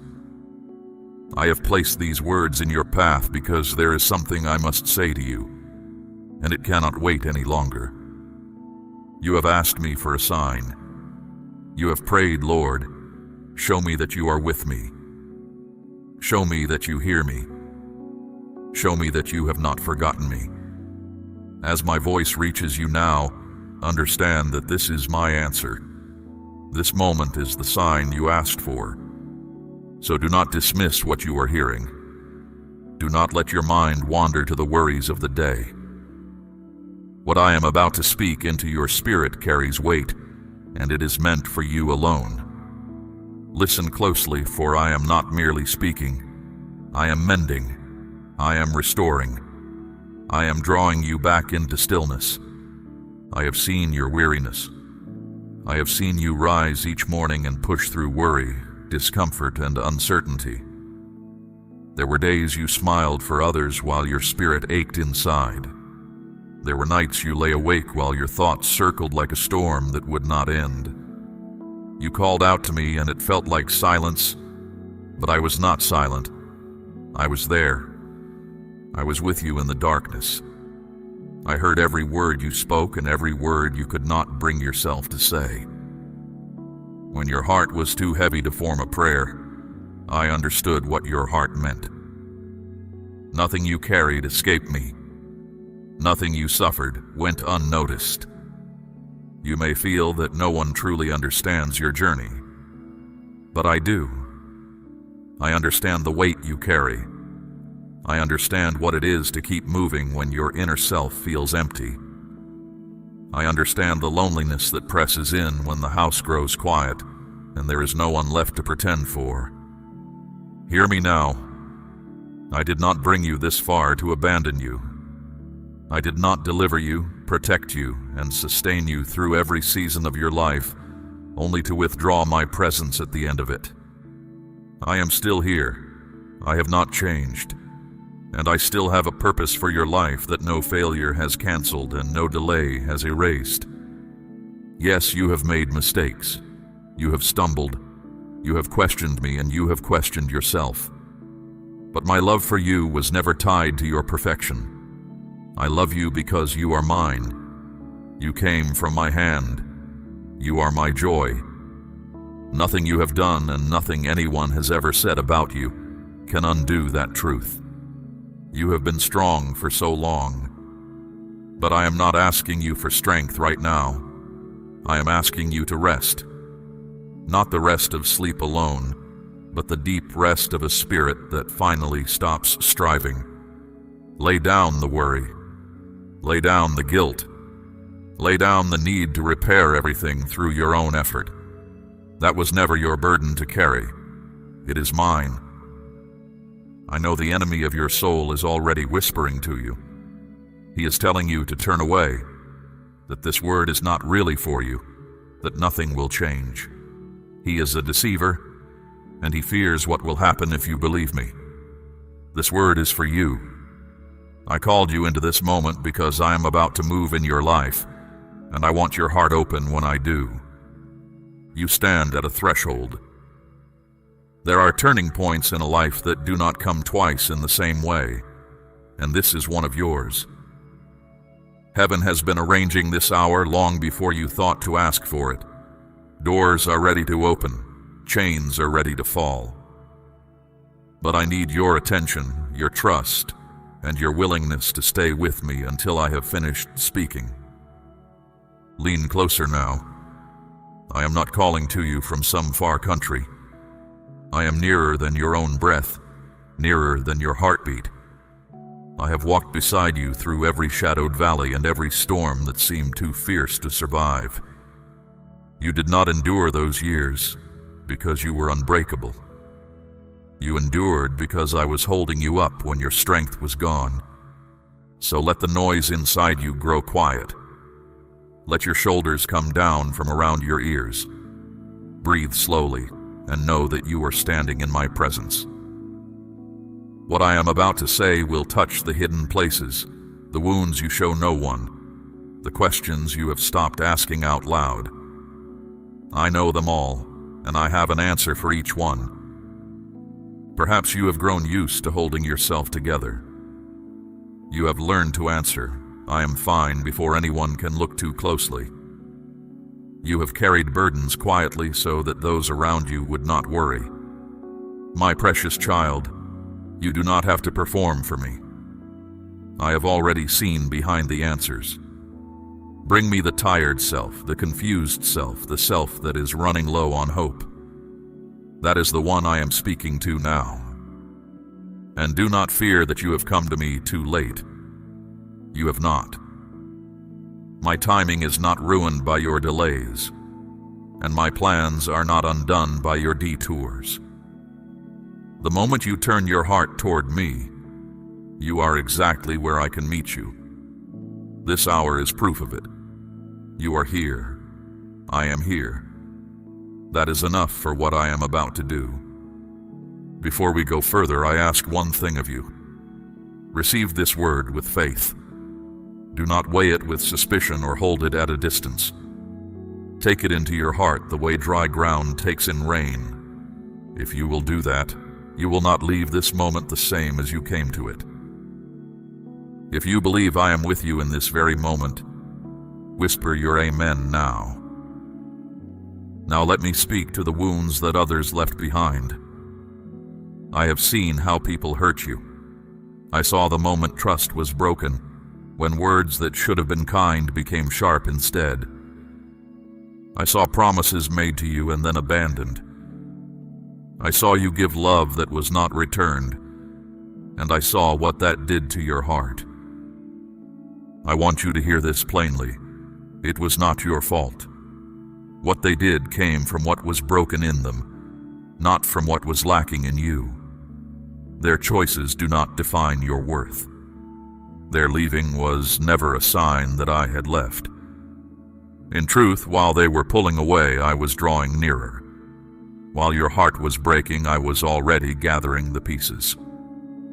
You wondered in those seasons whether you truly mattered.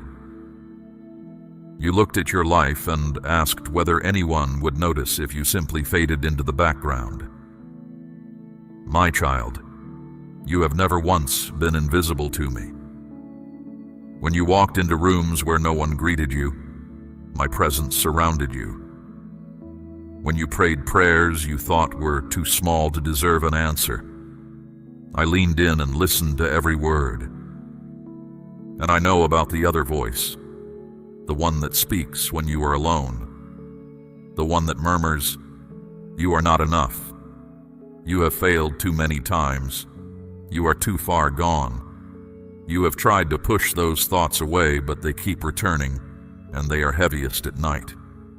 Hear me clearly. That voice is not mine. I have never called you worthless. I have never called you a failure. I have never looked at you with disgust. My voice speaks love. My voice declares that you are pardoned, chosen, and wanted. Any word that drags you toward despair did not come from your Father. When you stumble, I do not step back from you. I reach down to lift you. When you doubt, I do not withdraw my hand. I steady you until your faith finds its footing again. I am not a God who waits at a distance for you to become acceptable. I came to you in your worst hour, and I have stayed through every hour since. Consider how far you have come. You have walked through things that could have destroyed you, and yet here you are, still breathing, still listening, still reaching for me. That is not weakness. That is evidence of a life I have been guarding. If your story were finished, you would not be hearing my voice right now. I am not finished with you. You may believe your best days are behind you.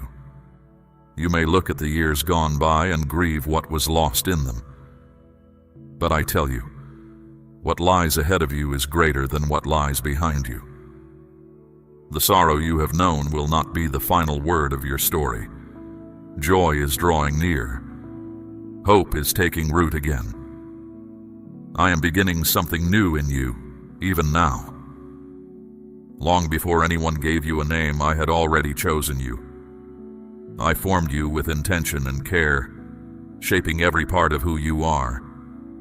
I placed strengths in you that no one else carries in quite the same way.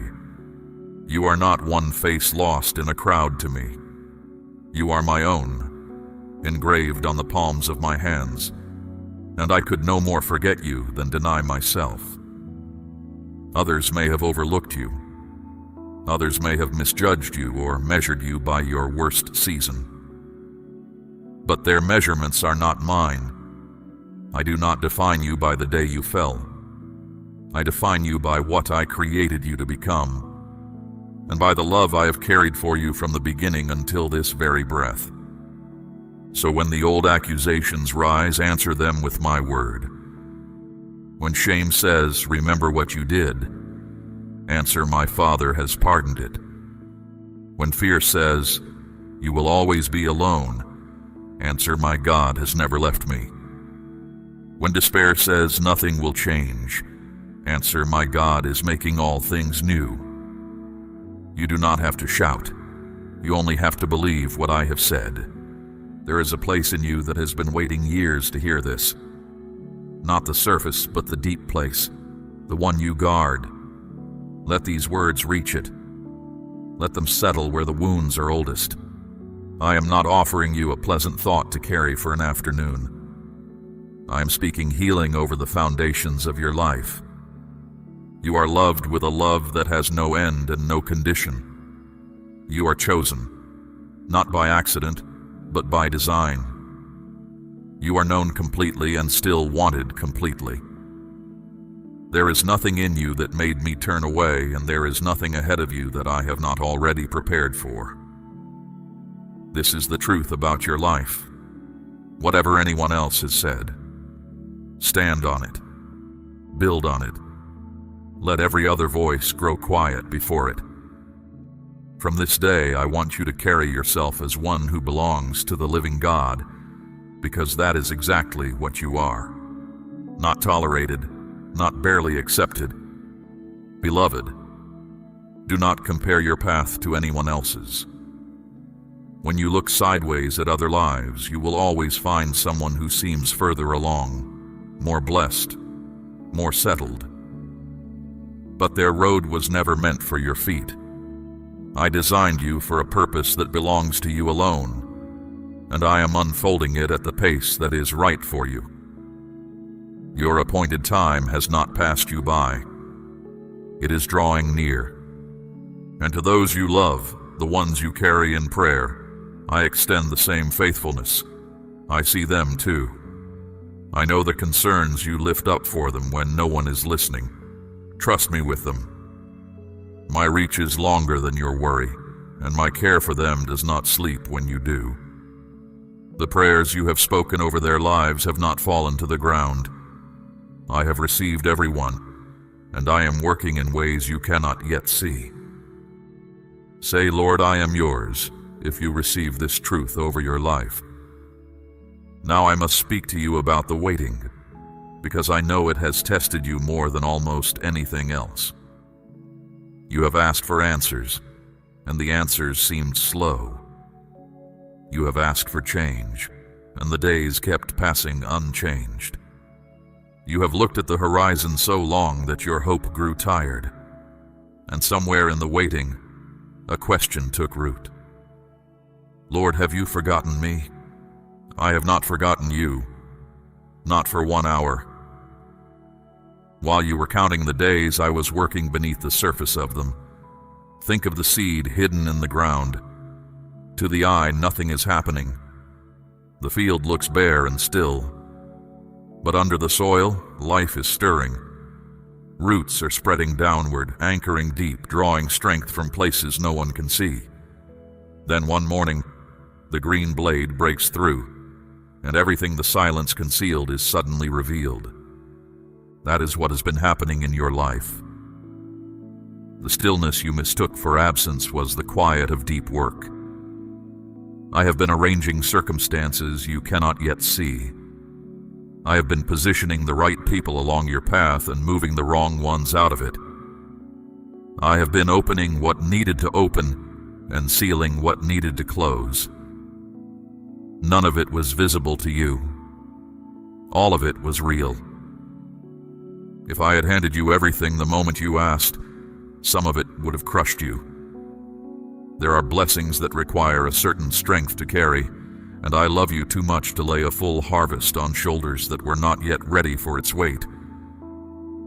So I strengthened you first, not to delay your joy, but to protect it.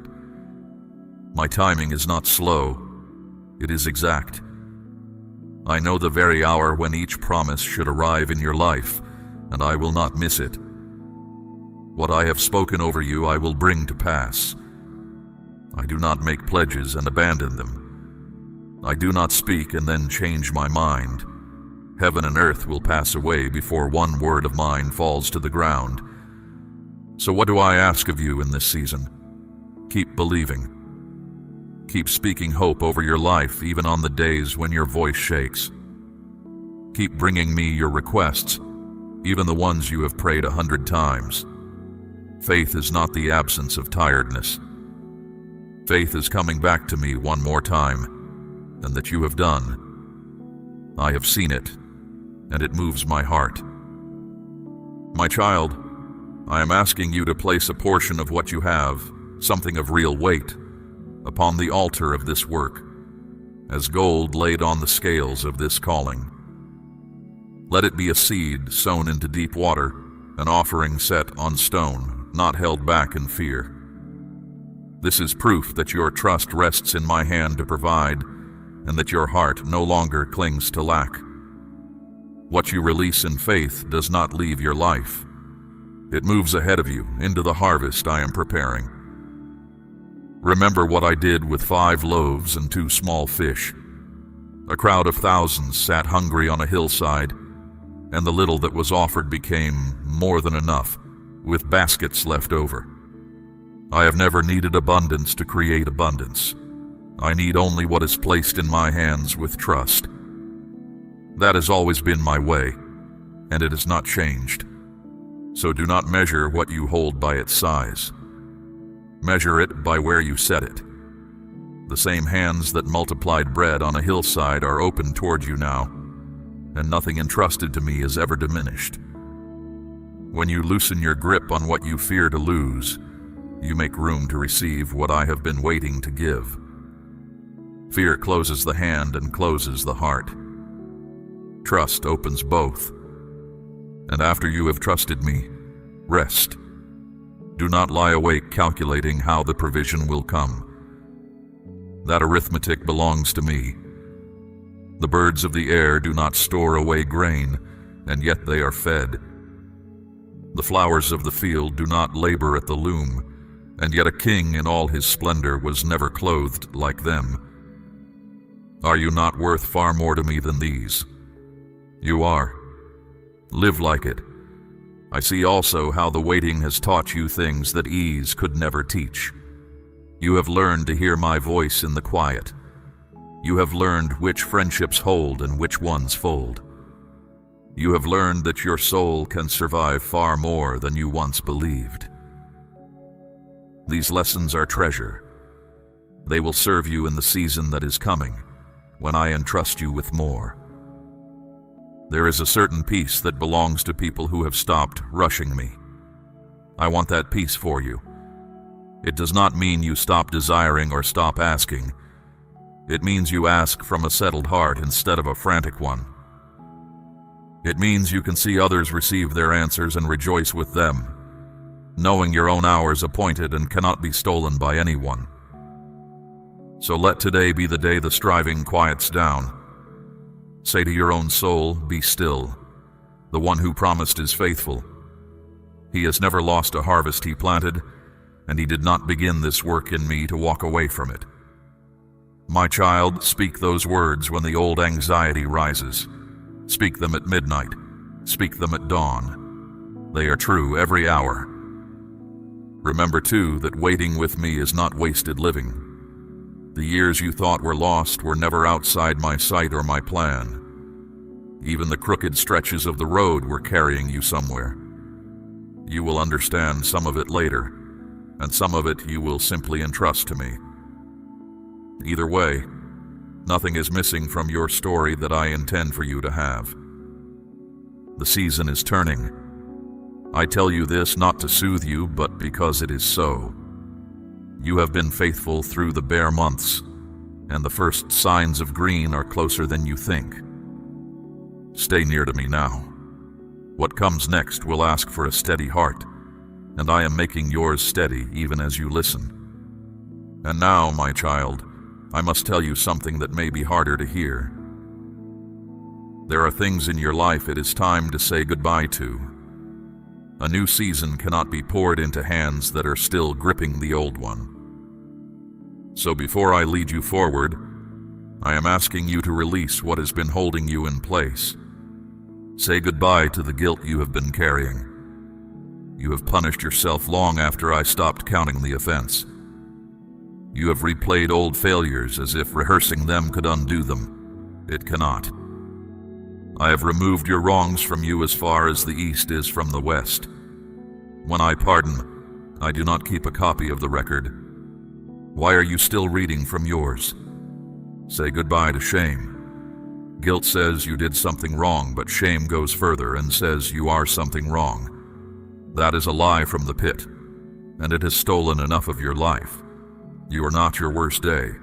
You are not the name someone once called you. You are not damaged goods. You are my child, washed and welcomed, and I am not ashamed of you. Say goodbye to the fear that has narrowed your world. Fear has told you what you cannot do, where you cannot go, what will surely go wrong if you try. It has kept you small when I made you for wide places. I have not given you a spirit of fear, but of power, of love, and of a sound mind. Every time fear speaks, it is speaking outside its authority. You do not have to obey it. Say goodbye to bitterness. I know the root goes deep, and I know it grew from real wounds. But bitterness is a tenant that pays no rent and poisons the whole house. Forgiving those who hurt you does not declare that what they did was small. It declares that you refuse to drink poison over it any longer. Hand me the debt they owe you. I am a just God. I will deal with what was done, and I will do it rightly. Your part is to be free. Say goodbye to certain voices. Not every person who has access to your ears deserves it. There are those who mock what you hold sacred, who belittle your hopes, who speak to you in ways that shrink your soul. Step back from their reach. You can love people and still stop letting them wound you. Guard your heart, for everything you do flows from it. Where scorn is loud, walk quietly away and come sit where you are spoken to with truth and kindness. Say goodbye to the old patterns too, the habits you reach for when the ache rises, the ways of coping that cost more than they give. You know the ones I mean because you have asked me about them in the dark more than once. I am not condemning you. I am offering you my hand. These chains do not break through shame. They break through my presence, one surrendered day at a time, and I will be with you in every one of those days. And say goodbye to the version of tomorrow that despair has painted for you. You have imagined the worst so many times that it has begun to feel like prophecy. It is not prophecy. It is fear wearing a costume. I alone hold your future, and what I hold for you is good. Plans for peace and not for harm, a future and a hope. Let despair keep none of its paintings on your walls. I know that letting go feels like loss. You have held some of these things so long they feel like part of you. But you were not made to be a keeper of dead things. You were made for life, and life must have room. Every goodbye I am asking of you is making space for something I have been waiting to give. Think of my servant whom I called out of his father's house toward a land he had never seen. He had to leave before he could receive. Think of the fishermen who left their nets on the shore. The nets were their living, their identity, their security, and yet what they stepped into was immeasurably more. It has always been this way in my kingdom. The open hand receives, the clenched hand cannot. So do this with me now. In the quiet of your heart, name what you are releasing. Name the guilt. Name the fear. Name the person you are finally forgiving. Name the habit you are surrendering. You do not need eloquent words. Simply say, Lord, I give this to you, and mean it. That simple act, done in faith, moves more in the unseen world than you can imagine. And when the old things come knocking again, and they will, do not panic. Their return does not mean your release failed. It means they are testing whether you meant it. Stand at the door and say, that no longer lives here. Say it as many times as you must. Each time you refuse them, their voice grows fainter, and my voice in you grows stronger. Understand also why I press you on this today and not someday. Seasons have doors, and doors do not stand open forever. The willingness you feel right now, the softness in your heart as you listen, that is my spirit at work in you. Do not let this stirring cool into another postponed decision. The person who says, I will deal with it later, often finds that later has a way of never arriving. Today, while your heart is tender, is the day. This is the goodbye that opens the gate. On the other side of it stands everything I have been preparing while you were still bound. Freedom is not far away, my child. It is one surrender away. Walk with me through this gate, and do not look back the way the fearful do. Look forward. That is where I am leading, and I do not lead my children into ruin. I lead them home.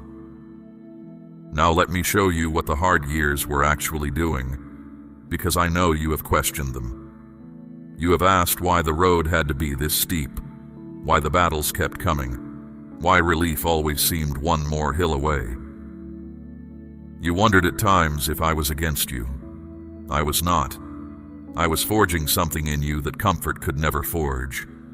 Gold does not become pure by resting in the ground. It passes through fire, and the fire does not destroy it. The fire separates it from everything that is not gold. That is what your trials have done. They have burned away what was shallow, so that what remains in you is true. You are not the same person who entered those fires. You are stronger, wiser, and more real. The weight you can now carry would have flattened the person you used to be. The storms taught your roots to go deep. A tree that has never faced wind grows tall and hollow, and the first real gale brings it down. But a tree that has bent under many storms sends its roots into the rock. You have bent, my child. You thought bending meant you were breaking, but you did not break. And now you are anchored in me at a depth that no passing storm can reach. I want you to remember Jericho. My people walked around that city once a day for 6 days, and nothing happened. No cracks appeared. No stone shifted. To every onlooking eye, their marching looked useless. Imagine if they had quit on the 6th evening, footsore and mocked with the wall still standing. They would have walked away one single day before the miracle. But they continued, and on the 7th day, at the sound of the shout, those walls fell flat. I tell you this because you are closer to your 7th day than you know. The walls in your life look as solid as ever. That is what walls look like right up until the moment they fall. Do not measure my progress by what your eyes report. The most important collapses begin invisibly. Keep circling. Keep obeying. Keep believing. Your shout is coming. Remember also the man at the pool of Bethesda. 38 years he lay there, waiting for waters to stir, seeing others receive what always slipped past him. When I came to him, I asked him one question. Do you want to be made well? It sounds like a strange question to ask a suffering man. But long suffering can teach a soul to build its home inside the sickness, to stop imagining any other life. So now I ask you the same question, and I ask it with all tenderness. Do you want to be made whole? Not just comforted in the old place, but lifted out of it. Wholeness will change things. It will ask you to pick up your mat and walk, to live without the story that has explained your life for so long. If your answer is yes, then say yes to me now, deep in your spirit. That yes is the hinge on which this whole hour turns. And learn from Martha and Mary. Martha hurried through the house, anxious and troubled about many things, while Mary sat at my feet and listened. Only one thing was needed, and Mary chose it. In these days, my child, be merry. The tasks will wait. The concerns will keep. But moments like this one, when heaven bends low to speak, must not be traded for busyness. The portion you receive at my feet can never be taken from you. I know perseverance is easier to praise than to practice. I know there have been evenings when you said, I cannot do this again tomorrow. And yet tomorrow came, and you did it. Do you understand what that means? My strength has been working in your weakness all along. When you were at your emptiest, and still took the next step, that step was mine and yours together. You have never once walked alone, even on the days you were sure you did. So here is my word for the battles that remain. Do not fear them. I have already gone ahead of you into everyone. There are dangers I have removed from your path that you will never know about. Snares undone before your foot ever reached them. The protection you could not see was still protection. The same shield goes before you now. Stand firm then, and do not throw away your confidence, for it will be richly rewarded. You have need of endurance, so that after you have done my will, you will receive what I have promised. The harvest is certain for those who do not give up. Weeping may last through the night, but joy arrives with the morning. And your morning, my child, is nearer than it has ever been. Let no one convince you that your persistence has been foolish. Heaven sees it differently. Every quiet act of faithfulness has been recorded. Every time you chose hope when despair was easier, it mattered. Every prayer repeated through gritted teeth has been rising before me like incense. Nothing offered to me in faith is ever lost. Nothing. And when you cannot fight, rest is not retreat. Even my servant Elijah, after his greatest victory, lay exhausted under the broom tree and asked for the end. I did not scold him. I fed him, and I let him sleep. And then I fed him again. And in the strength of that food he traveled 40 days. Sometimes the most faithful thing you can do is eat and sleep, and let me restore you. There is no shame in it. The journey is long, and I know how you are made. One day you will look back on this stretch of road and understand what it made of you. You will see that the narrow way was carrying you toward the wide place all along. Until that day, walk by faith and not by sight. I am beside you on the road, closer than your shadow, and I do not tire. Declare your amen now if your faith still stands. Now let me teach you the way of the thankful heart, because it will guard everything I am about to give you. When blessing finally rests in your hands, a quiet danger arrives with it.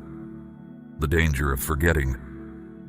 10 lepers were cleansed on the road, and only one turned back to give thanks. I do not want the answer to your prayers to become the thing that draws you away from me.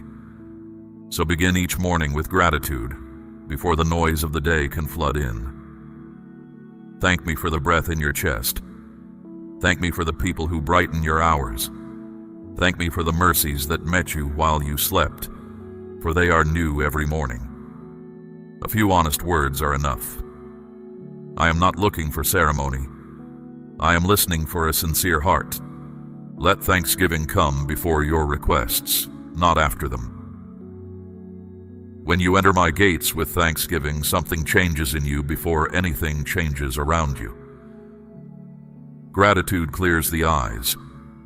It reminds you of every past faithfulness, and remembered faithfulness makes present trust easier. The soul that counts its blessings finds its burdens easier to count as well. And guard against pride, my child. When relief comes, pride will whisper that your own cleverness carried you through. Do not believe it. Thoughts like that are cracks in a jar, and blessing leaks out through them slowly, unnoticed, until the vessel stands empty. Humility keeps the vessel sound. Say freely, "This was the hand of my God, and the jar will hold what I pour into it." Do not despise small beginnings either. When provision comes, it may arrive as a modest opening rather than a flood. Walk through it anyway. Small starts lay solid foundations. The faithful tending of little things is how I prepare my children for greater things. Be trustworthy with the day of small things, and you will stand unshaken in the day of large ones. For your household, I am making a way toward honest and meaningful work, where effort is met with dignity. Learn all you can in every opening I provide. Treat each task with care, as work done for me and not merely for people. Steady effort joined with gratitude turns earnings into security, and security into the joy of sharing with those still finding their footing. This is the quiet road to plenty, and it is a good road. If what I give differs from what you asked, receive it with trust rather than reluctance. I see the whole landscape of your life, the parts behind you and the parts still hidden from view. Sometimes the thing you requested would have narrowed your path, and the thing I gave instead will widen it. My choices for you flow from deep care. Accept them with confidence, knowing the portion provided suits your journey, and let your gratitude overflow toward others. Speak encouragement to 3 people who are hurting, and notice the calm that settles over them. A weary world is changed by such small, faithful acts more than by grand speeches. When you bless people in pain, you are reflecting my own character, and I take delight in it. The ones you love will learn more from the way you live thankfully than from anything you argue. Be careful, though, whose words you build your life upon. There are voices that promise much and deliver nothing, glittering teachings that miss both truth and love. Stay rooted in what you know is faithful. My guidance always leads toward kindness, wisdom, and integrity. If a voice leads you elsewhere, however impressive it sounds, it is not mine. You know my voice as sheep know their shepherd, and I will keep tuning your ear to it. There is a radiance about a grateful life that cannot be counterfeited. People sense it. They may not know its name, but they are drawn to its source. So do not hide the light I have placed in you. Let your steadiness in trials and your thankfulness in blessings point quietly to me. A calm life that overflows with gratitude leads more hearts home than a loud one ever will. When challenges appear, and they will still appear, ground yourself quickly. Breathe slowly. Recall the evidence of my past provision, for you have plenty of it now. Hold frustration loosely and wisdom tightly. Speak kindly to yourself as you adjust, for harshness toward your own soul is not humility, and it does not honor the one who made you. Every obstacle met with courage and thanksgiving refines your character and enriches your story. And end each evening as you began the morning. Let your last thoughts before sleep be simple thanks, for guidance given, for strength supplied, for lessons learned. Release the leftover worries of the day into my keeping. You can put them down because I stay awake either way. He who keeps you does not slumber. Rest and let the night pass under my care. Notice the small wonders as you go. Morning light on the table, laughter shared with a friend, an unexpected kindness from a stranger. These simple treasures train the heart to spot goodness even on difficult days, and a heart trained to see goodness grows resilient. Over time, this quiet practice will hold you steady where louder remedies fail. It costs a moment of attention, and it pays in peace. Gratitude costs you nothing, yet it means everything, because it keeps your heart facing toward me. And a heart facing me is a heart I can fill. This is the secret of the contented soul, my child. Not more, but thankfulness for what is, which mysteriously opens the way to more than you asked. Practice it daily, in small things, until it becomes the very air you breathe. Hold these words close as we come to the final thing I must tell you. For now I am ready to speak of what is being released over your life in this very hour. What I have prepared is not small, and I want you to receive it with a heart made ready, a heart set free, a heart overflowing with thanks. Because you have stayed with me, because you have leaned in and received my words with an open heart, I now declare over you what heaven has been holding for this hour. Hear me clearly, for I do not speak in riddles. I speak with certainty, and what I declare cannot be undone. This is the hour of breakthrough, and it begins now. The chains that have bound you are breaking. The invisible weights that pressed on your chest, the cycles that seem to have no end, the patterns of fear and heaviness that returned again and again, they are giving way under the power of my presence. Where my spirit is, there is freedom, and I am releasing that freedom over you as you listen. You will not live bound any longer. The doors that stayed shut are opening. I know how many times you knocked and heard nothing. I know the tries that ended in rejection and the hopes that ended in delay.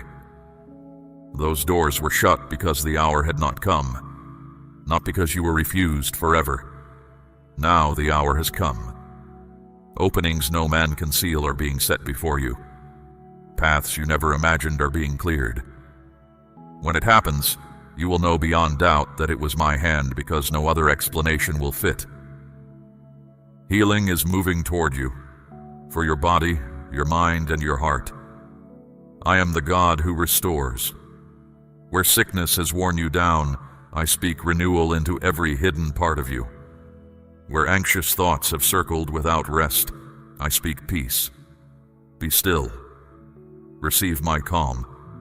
The storm inside you is being silenced, and from this day, peace will be your portion in greater and greater measure. I am healing your heart as well. The losses that cut deep, the seasons of grief, the disappointments you stopped mentioning because no one seemed to understand, I am tending each one. The bitterness that tried to take root has been pulled. The heaviness you thought was permanent is lifting. You will not walk in the shadow of yesterday any longer. You will walk in the light of what I am doing now. And I am not only restoring, I am multiplying. In your relationships, where there has been distance, I will bring reconciliation. Where there has been loneliness, I will bring true companionship. People who will stand with you in prayer and believe with you. People who care nothing for your past because they can see your future. Open your heart to receive them. Isolation was never my design for you. In your provision, I am opening streams. The lack you have known was a season, not a sentence. I am bringing increase where there was decrease, and enough where there was never enough. Remember the loaves and the fish, and remember what you placed in my hands with trust. I am the God who multiplies what is offered in faith, and the harvest I spoke of is already growing toward your door. Receive also my rest for your mind. You have carried questions that have no quick answers, and you have grown tired of asking them. Set them down at my feet tonight. Some answers will come with time, and some will wait for eternity, but none of them are lost. You do not need every explanation to have peace.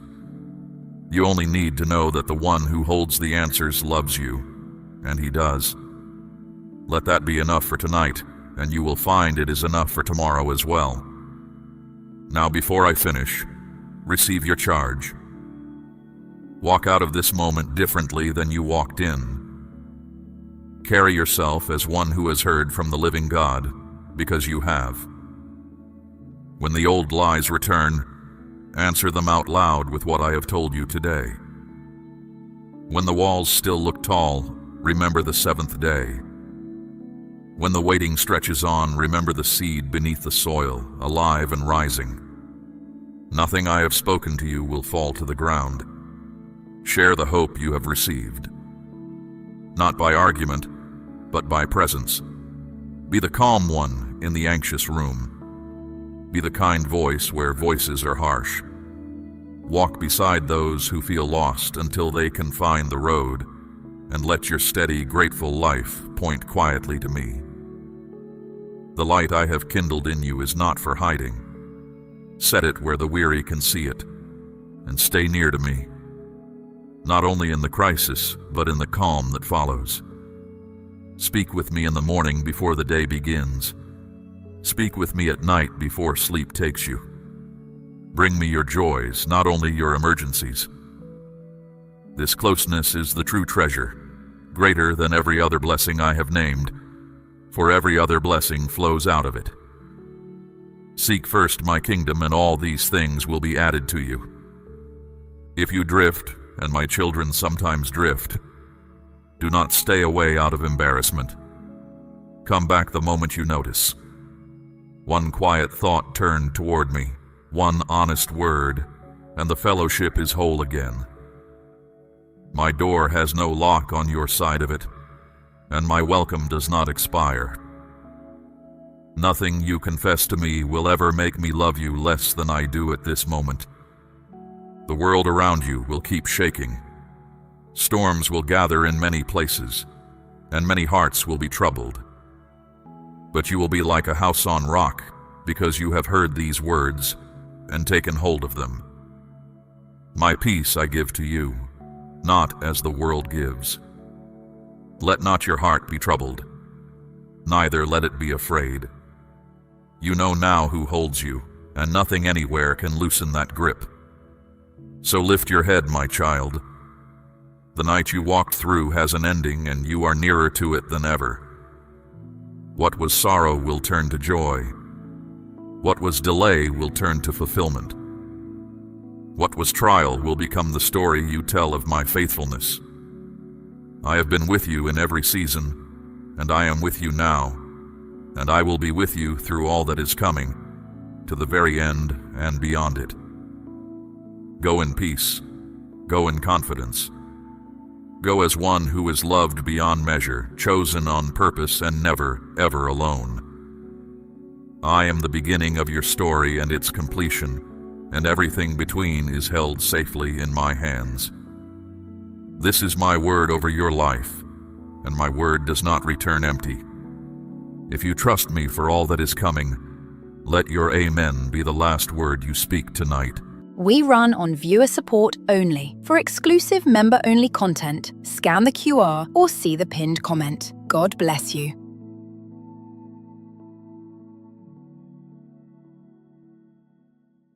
My child, I am releasing provision into your life right now.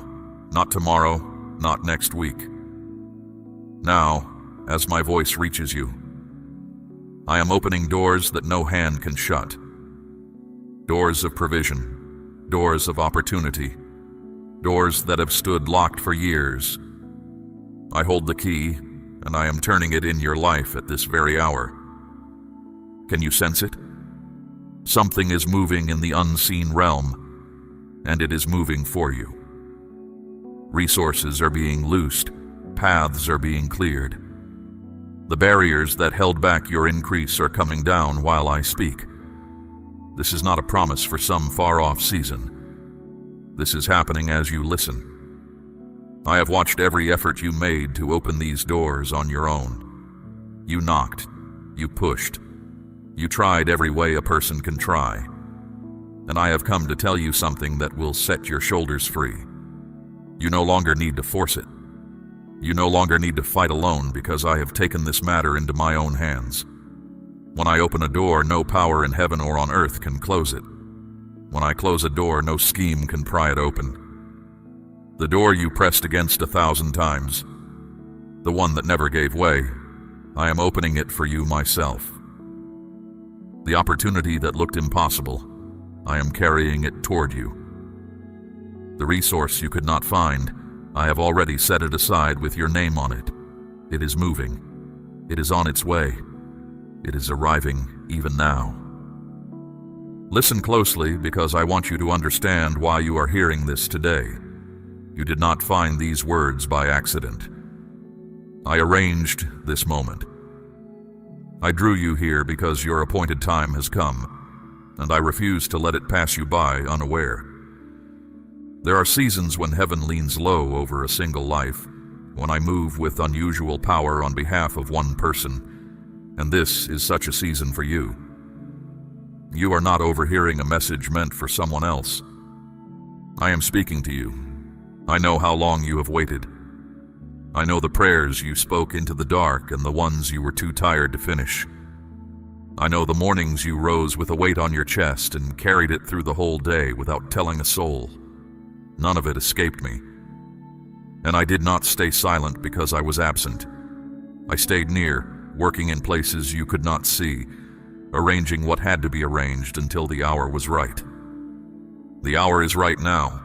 Understand what I am doing. I am not patching the old thing. I am not offering you a small relief so you can limp another mile. I am changing the ground beneath your feet. I am rewriting the terms of your provision. Where there was a trickle, I am opening a river.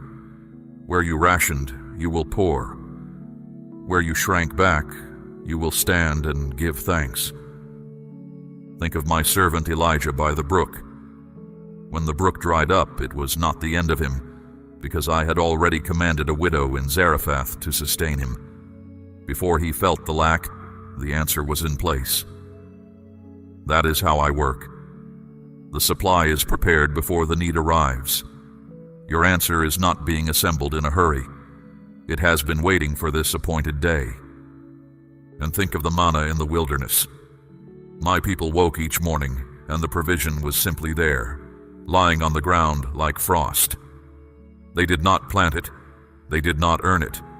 They gathered what I had already given. I am teaching you to live this way, with open hands instead of clenched fists, gathering what my faithfulness lays down for you day by day.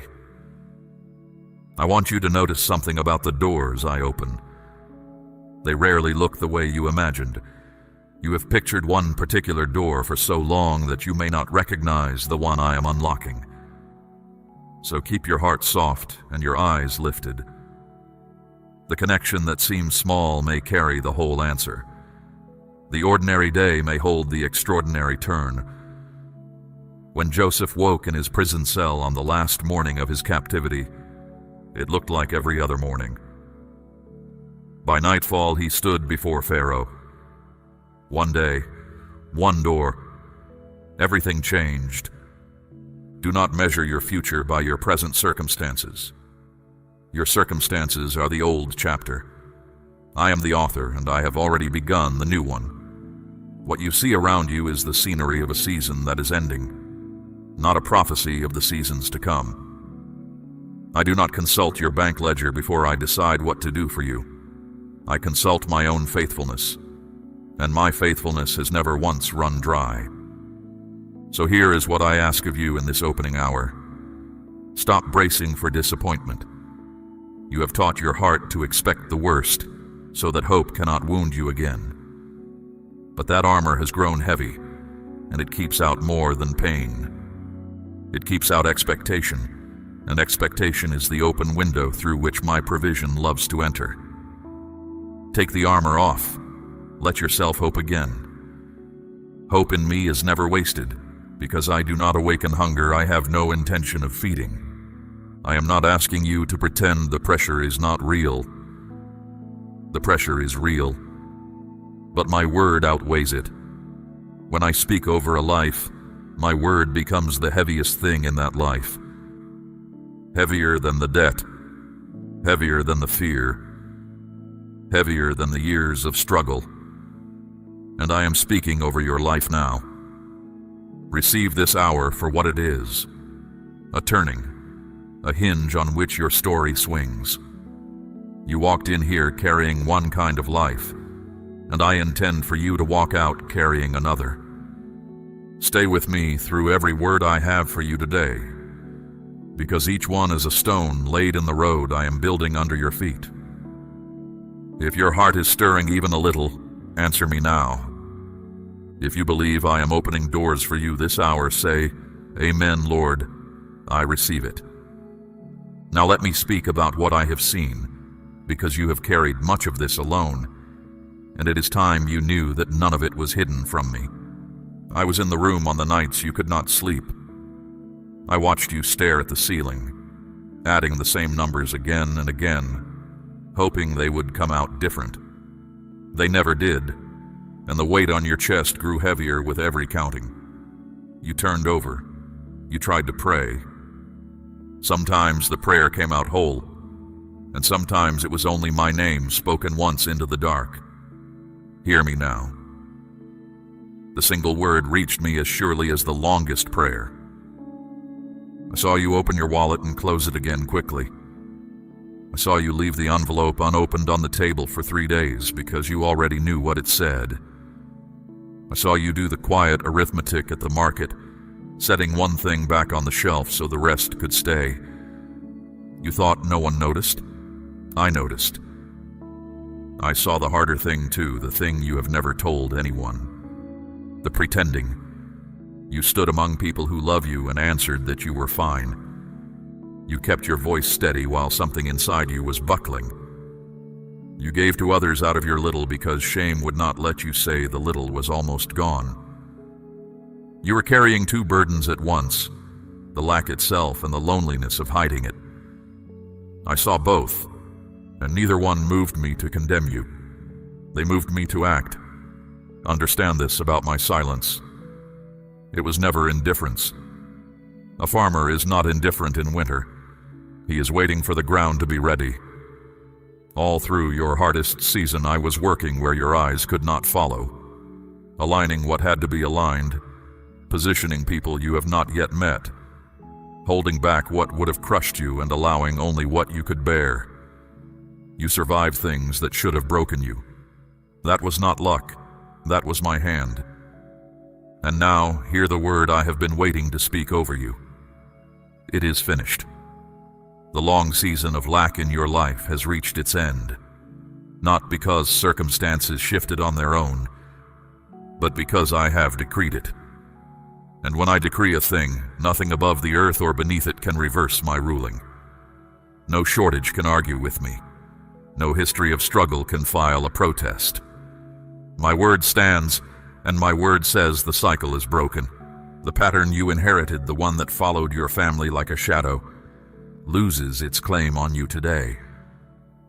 The old rhythm of almost enough, of 1 step forward and 2 steps back, of every gain swallowed by a sudden loss, I am shattering that rhythm now.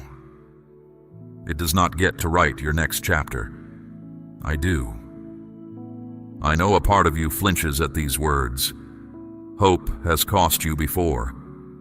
You believed once, and the breakthrough did not come when you thought it would, and something in you decided never to be that open again. I am not wounded by your caution, but I ask you to look at who is speaking. Men promised and failed you. Circumstances promised and mocked you. I am neither a man that I should lie nor a circumstance that I should change with the weather. When I say the season has turned, the season has turned.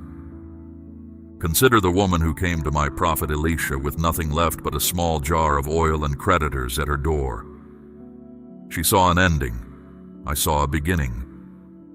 The oil poured and kept pouring, filling vessel after vessel, and it stopped only when there were no more vessels to fill.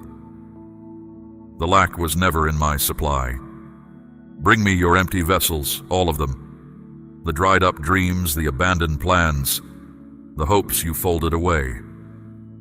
My oil has not run out. Consider my people at the sea, the water ahead, the army behind.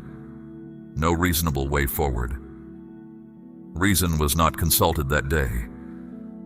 I split the water and they walked through on dry ground. Your situation may look sealed on every side. Sealed is where I do my clearest work because when the way opens, you will know beyond argument that it was me. So let the anxiety begin to loosen its grip tonight. You have kept watch over your troubles like a guard who fears to sleep, as if your worrying were holding the walls up. It never was. I hold the walls. I ask you to trade the watchman's post for a child's rest, the one who keeps you neither slumbers nor sleeps, so you may. And let the shame go with it. Lack was a season you passed through, not a name you were given. You are not the balance of an account.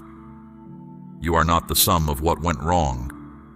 You are mine, and what is mine does not stay buried, because I am a God who brings things up and out of pits, out of prisons, out of long winters into sudden spring. From this day, watch for the small signs first, the unexpected kindness, the bill that resolves more easily than it should, the idea that arrives in the quiet and will not leave you alone. Breakthroughs seldom announce themselves with trumpets at the start. They begin like the first thin light before sunrise, easy to miss if you are not looking east. Look east. I have ended what needed ending. Now I begin what I have long prepared. The decree is spoken, the seal is set, and heaven itself has recorded this day as the day your account turned. Walk out of this hour lighter than you walked in. The weight was never yours to carry, and I am taking it back. If this word has found the sore place and touched it, do not stay silent. Speak it out with your own mouth. I believe the cycle is broken. Amen. Now I must correct something in the way you come to me, because it has shaped your receiving more than you know. You have been approaching me like a beggar at a stranger's gate, head down, voice small, asking for scraps and apologizing for asking, rehearsing your unworthiness before you dare to speak your need. My child, who taught you to stand at my door like that? It was not me. I never put that posture on you. Somewhere along the road, disappointment and shame dressed you in it, and you have worn it so long it feels like your own skin. Today I am asking you to take it off. You are not a stranger at my gate. You are a child in your father's house, and a child does not beg at the family table. A child sits down. Everything in the house is already arranged with that child in mind: the bread, the shelter, the protection, the name. When my son told the boy who came home from the far country, "Remember what the father did," the boy arrived rehearsing a servant's speech, planning to ask for a hired hand's place. The father never let him finish the speech. The robe was already out. The ring was already chosen. The feast was already ordered. That is the house you live in. That is the father you have. So lift your head when you speak to me. Come boldly, not because you have earned boldness, but because the door you walk through was open for you at the highest cost, and it insults no one when you use it. Ask largely, expect warmly. A small request does not honor me more. It only reveals how small you still believe my heart to be. And because you are an heir and not a beggar, I can now speak to you about giving, because only heirs can give freely. Beggars clutch, heirs release. My child, I am asking you to place a portion of what you have, something of real weight, upon the altar of this work, as gold laid on the scales of this calling. Let it be a seed sown into deep water, an offering set on stone, not held back in fear. This is proof that your trust rests in my hand to provide, and that your heart no longer clings to lack. What you release in faith does not leave your life. It moves ahead of you into the harvest I am preparing. Let me tell you why release matters so much in my kingdom. It is not because I lack anything. The cattle on 1,000 hills are mine, and the gold in every hidden vein of the earth. I do not need what is in your hand, but I care greatly about what has hold of your heart, and the hand often confesses what the heart conceals. A closed fist tells me fear is still governing. An open hand tells me trust has taken the throne. When you release, you are not losing. You are voting. You are declaring which kingdom you believe in, the kingdom of scarcity that says there will never be enough, or my kingdom, where loaves multiply in the breaking and water turns to wine in the pouring.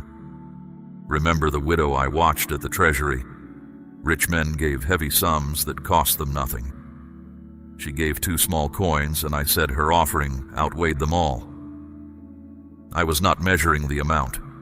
I was measuring the trust. Her coin said, "Tomorrow belongs to God." That is the arithmetic of heaven, and it has never been revised. Now understand what your inheritance actually contains, because it is far more than provision. Wisdom is in it. Wisdom for every decision that stands before you now. When Solomon asked for an understanding heart, I gave it gladly and added what he had not asked. I have not changed. Ask me for wisdom, and I will not scold you for asking. Direction is in it, the right step at the right hour. Connections are in it. People I have positioned along your path whom you have not yet met, who will open what you could not open alone.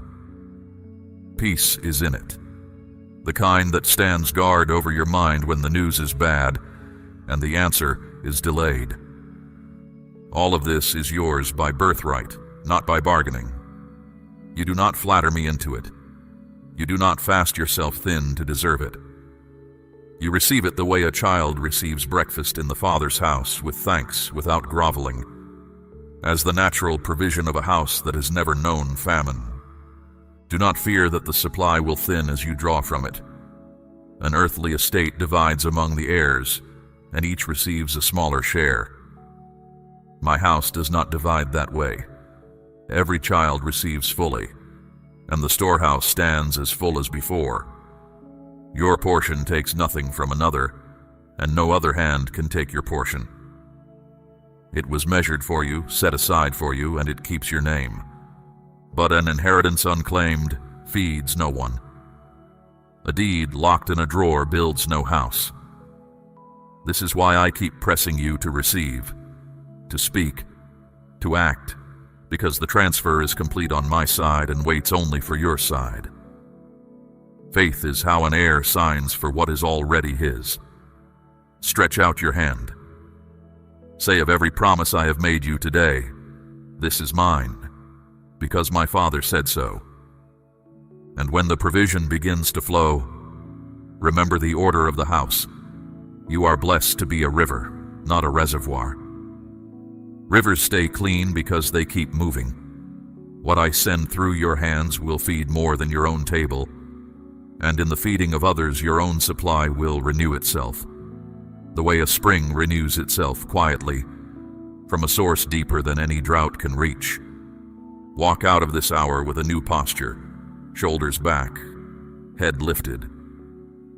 Not in pride, for pride is just fear wearing perfume, but in sonship, in daughterhood, in the settled dignity of one who knows the house they belong to. The house is mine. The table is set, and your seat has carried your name upon it far longer than you would believe. Now I want to teach you about the power I placed in your mouth, because you have been holding a key and calling it a burden. When I made the world, I did not build it with hands. I spoke it. Let there be light, and light obeyed. That is the pattern of my kingdom. And when I formed you in my image, I set a measure of that same pattern inside you. Your words are not noise that fades in the air.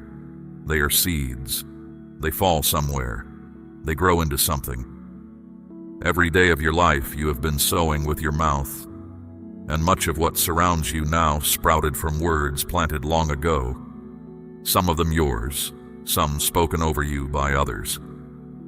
This is why I ask you to declare what I am doing, not merely to think it. Silent agreement is a beginning, but faith finds its full strength when it crosses the lips. With the heart a person believes, and with the mouth confession is made. There is a bridge between the unseen realm where I have already answered and the visible realm where you are waiting, and your spoken word is a plank in that bridge. When you say what I have said, heaven and earth begin to agree, and what was prepared above starts arriving below. Consider Jericho. The walls did not fall to swords or ladders. My people marched in silence for 6 days, carrying the word I had given them, And on the seventh day they opened their mouths and shouted, and the walls came down. The shout did not create the victory. I had already given the city. The shout received it. Your declaration works the same way. It does not talk me into blessing you. It reaches out and takes hold of the blessing I have already released. Consider the blind man on the Jericho road. The crowd told him to be quiet. His need told him to be quiet. Everything in his circumstances voted for silence. But he cried out all the louder, "Son of David, have mercy on me." And his crying out stopped me in the road. The ones who hushed him received nothing that day. The one who spoke went home seeing. Do not let any voice inside you or around you talk you back into silence. Speak your faith even if your voice shakes. A trembling declaration still moves my hand. So from this day, watch the words you release over your own life. Stop prophesying your own defeat.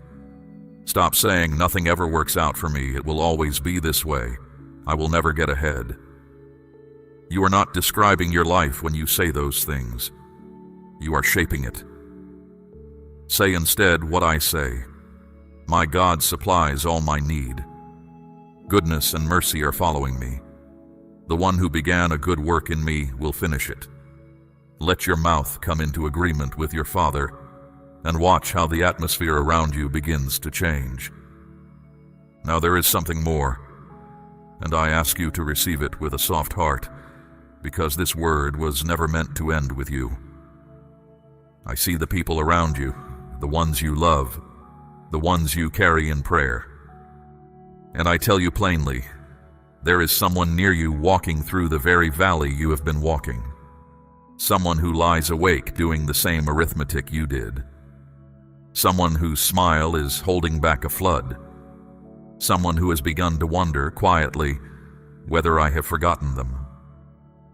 You know this pain from the inside. That is precisely why you can recognize it in another when others walk past it. Even now, as my voice reaches you, a face is rising in your heart. A name. Do not brush it aside. That remembrance is not a stray thought. It is my finger pointing. I am showing you who needs this hope, because I did not hand you this word only to feed you. I handed it to you the way I handed bread to my disciples on the hillside, to be passed along. And you remember what happened to that bread. It multiplied in the passing. 5 loaves fed thousands, and the fragments that remained filled 12 baskets. The bread that is shared is the bread that multiplies. It has always been so in my kingdom. So carry this hope to them. Speak a word of life to that person. Tell them the season of lack can end, that I see them, that I have not lost their address. You do not need eloquence, you need willingness. When you open your mouth for the weary, I will fill it. And understand what happens in the unseen when you do this. You become part of my answer to a prayer you never heard, prayed on a night you never knew about. Few honors in this life are higher than that one. And hear this promise, spoken over every generous act. The one who waters others will himself be watered. The one who carries relief will walk in relief. I keep careful books, my child, though not the kind men keep.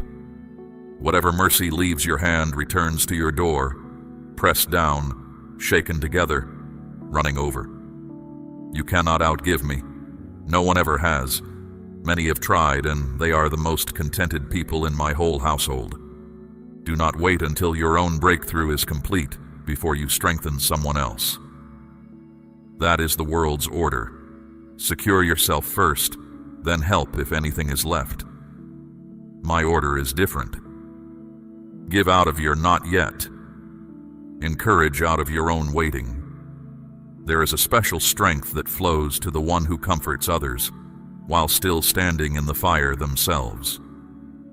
The 3 men in Babylon's furnace were not alone in the flames, and neither are you, and neither is the one you will strengthen. Speak life today. Over yourself first, until your own heart believes it. Then over that one whose face I have set before you. 2 declarations, 1 mouth, and my power moving through both. Now let me tell you something about yourself that you have half known all your life and never had the words for. You have always felt different. You notice what others walk past. You sense the mood of a room before anyone speaks. You feel things more deeply than the people around you seem to.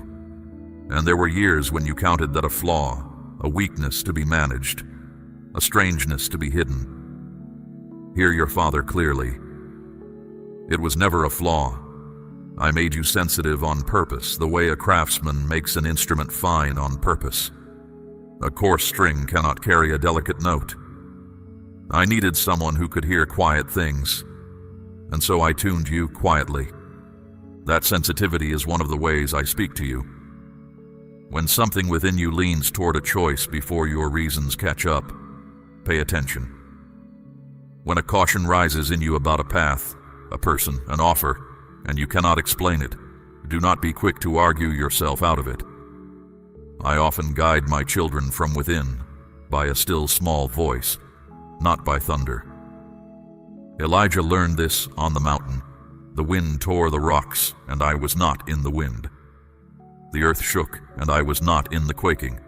The fire roared, and I was not in the fire. Then came a sound like thin silence, and there I was. I have not changed my address. I still live in the quiet. This is why I am calling you into stillness in this season. Not idleness. Stillness. There is a difference. Idleness is an empty room. Stillness is a listening room. Your days have been loud, crowded with voices, demands, opinions, and worries all talking at once, and my voice does not shout over crowds. Be still and know that I am God. Set apart a portion of your day, even a small one, where the noise is put outside the door and you simply sit with me. You will be surprised what becomes clear in that room. Answers you chased for months will walk in softly and sit down beside you.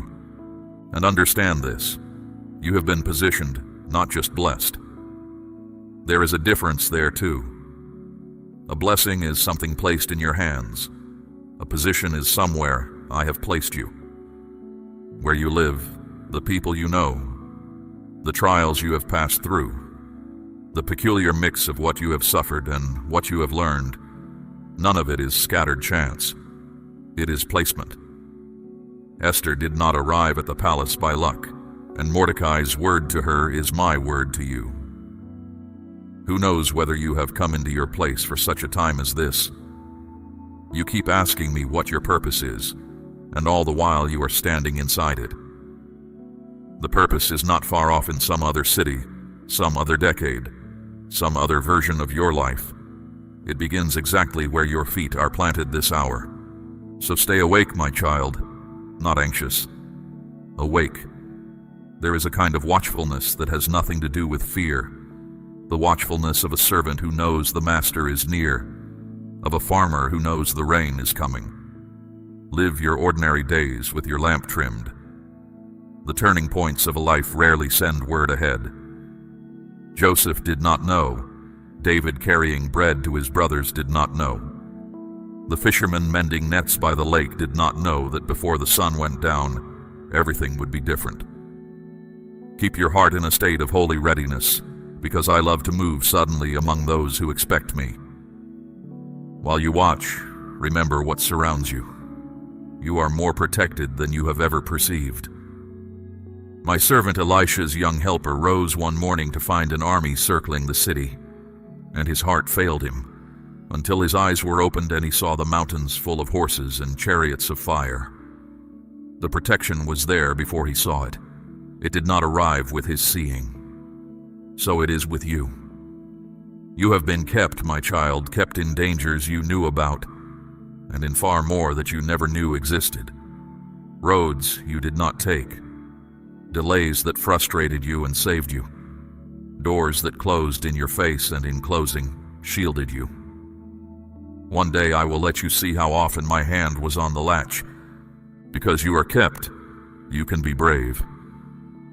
Fear has been a tenant in your house too long, paying no rent, rearranging your furniture, deciding which rooms you were allowed to enter. Serve it notice. I have not given you a spirit of fear, but of power and of love and of a sound mind. Courage in my kingdom is not the absence of trembling. It is trembling and stepping forward anyway, because you trust the one who called you out of the boat. Peter walked on water exactly as long as he watched me, and even when he sank, note this well, he did not drown. My hand was faster than the sea. It is still faster than the sea. There is one more thing about this hour that I want you to hold. Some of what I am doing in you now is meant to be guarded a while, not broadcast.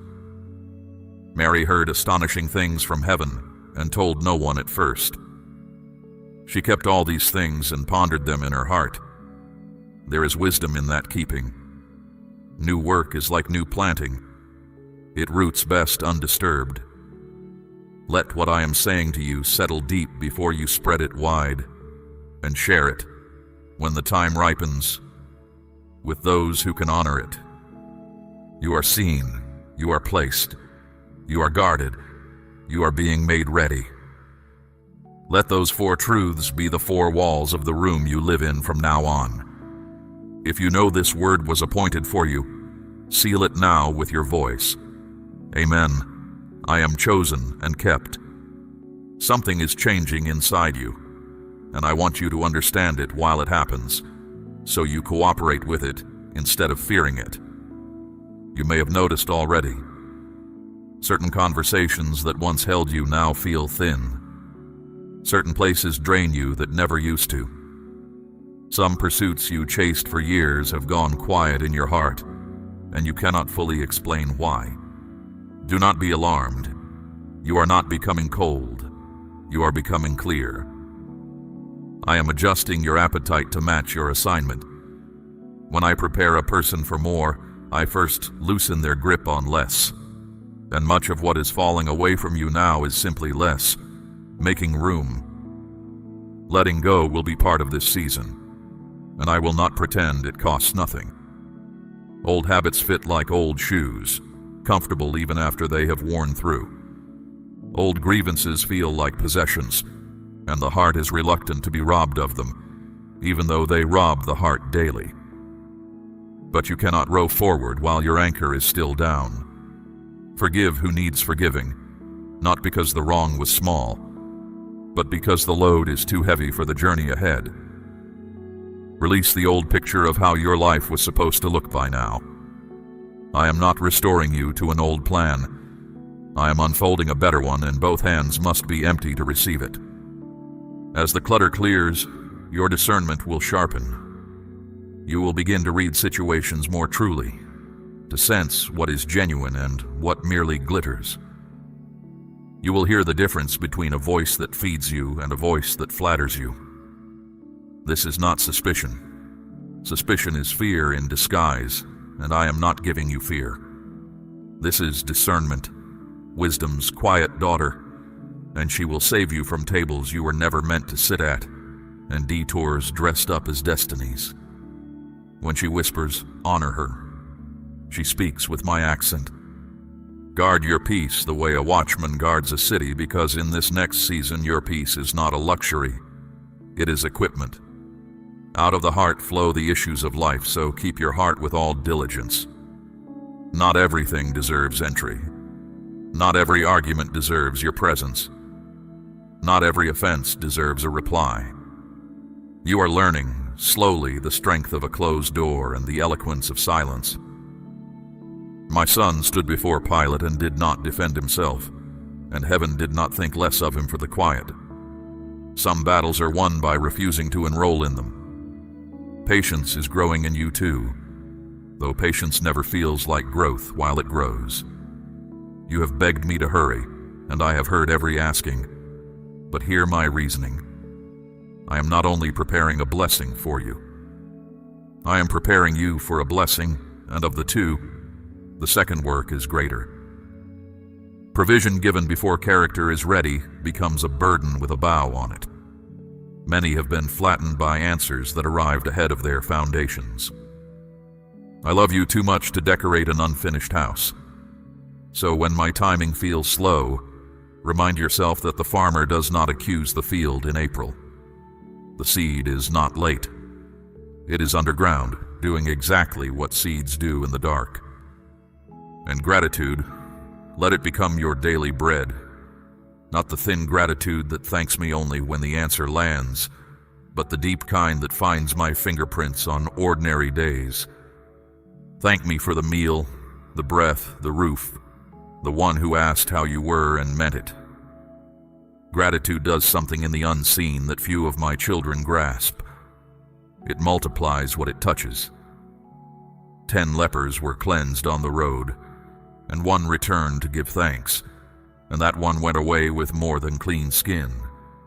He went away whole. Thanksgiving is the difference between the two, and it is available to you every waking hour at no cost but attention. You will also find, as this work deepens, that you need the approval of others less than you once did. That hunger drove you longer and harder than you knew, the performing, the explaining, the quiet auditioning for people who were barely watching. It is losing its grip now, because a heart that knows it is already loved stops begging at other tables. Let my opinion of you become the loudest one in the room. I formed you. I chose you. I have never once looked at you with regret. When that truth settles all the way down, you will walk into rooms differently, not needing them to clap, free to simply serve. And do not despise the day of small beginnings. When my people rebuilt the temple, the elders wept aloud, because the new foundation looked so modest beside the memory of the former house. But I asked them then what I ask you now. Who dares despise the day of small things? The plumb line was in the builder's hand, and that was enough for me. What you hold today may look humble beside what you once dreamed. Build anyway. I measure a work by its faithfulness, not by its first dimensions.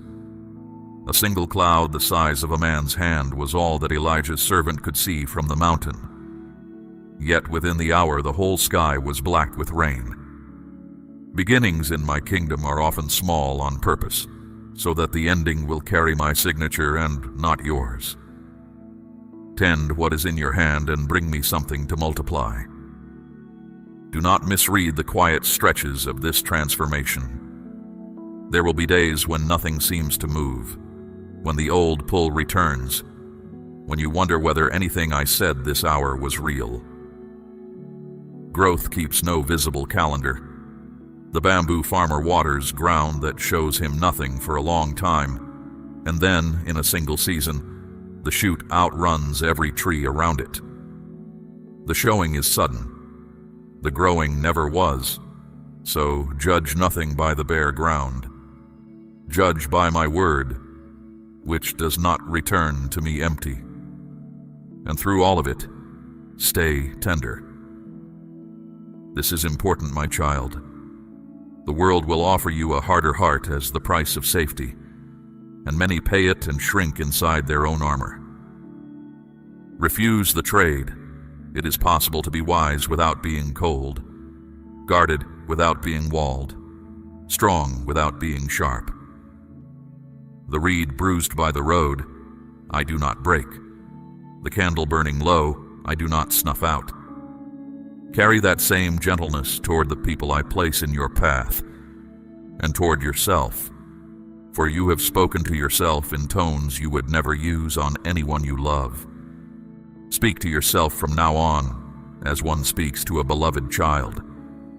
That is, after all, exactly what you are. This is the shaping. This is the deep work under the visible work. Provision is the smaller gift I am giving you this year. The greater gift is the person you are becoming while you wait for it. Clearer, steadier, kinder, harder to deceive and easier to bless. When both gifts meet, the provision and the prepared heart, you will understand why the road ran the way it ran, and you will not wish a mile of it away. Now come close, my child. because this final word is the one I most want you to carry out of this hour. Everything I have spoken today gathers into a single charge. Walk forward, not when the fear is gone, not when the account is full, not when every question has an answer. Now, with the fear still muttering, with the questions still open, walk forward, because the promise does not wait at the end of your certainty. It waits along the road of your obedience.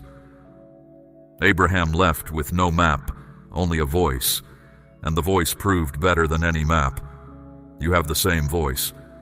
You have heard it all through this hour. Let it be enough and take the step. Take the practical step, the one you already know. There is a task you have been circling, a conversation you have postponed, a beginning you keep moving to next week. My provision loves to travel along the road of small obediences. The widow gathered sticks before the flour multiplied. The servants filled the jars with plain water before it blushed into wine. The lepers were healed as they went, not before they went. Do the small thing in front of you and watch how heaven meets you in motion. I rarely steer a ship that will not leave the harbor, and when you step out, expect opposition, and do not be shaken by it. New seasons draw challenge the way light draws moths. Discouragement may speak louder for a while. Old doubts may return in new clothing. People who knew the old you may resist the new. None of this means you have missed my way. Often it means you have found it, for no one wastes arrows on an empty field. Stand firm. The shield of faith is not decoration. Lift it, and the fiery darts fall harmless. I did not bring you through everything you have survived to lose you at the border of your inheritance. Remember also to rest. This command is as holy as any I have given you today. You were not built for endless strain, and provision that arrives to find you broken is a poor exchange. I built rest into the rhythm of creation itself, and I stopped, not from weariness, but to teach you the pattern. Sleep without guilt. Sabbath without apology. The world will not unravel while you rest because you were never the one holding it together. I was, and I do not grow tired. Hold this hour in your memory. Days will come when the sky grays over and the old voices try to reclaim their seats. And on those days you will need an altar to look back on. Let this be that altar. When Israel crossed the Jordan, I had them pull 12 stones from the riverbed and stack them on the bank, so that in years to come they could point and say, "Here is where the water parted." These words are your stones. Return to them. Say to your own soul on the gray days, "I know what was spoken over me, and I know who spoke it, and his word has never yet fallen to the ground." Let me say plainly what I have shown you piece by piece today. The long squeeze of lack is ending, because I decreed its end. Doors are opening that no hand can shut, because I hold the key. You come to my table as an heir, not a beggar, so lift your head. Your mouth is an instrument of agreement with heaven, so use it. You are placed where you are on purpose, watched over by more than you can see, so be brave. And you are being formed from the inside out, so be patient with the forming. Every one of those words is settled. Not one of them depends on your mood tomorrow morning.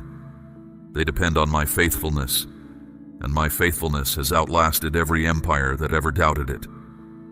I know there were moments in this hour when hope and fear argued inside you. That argument does not offend me. Bring it to me daily.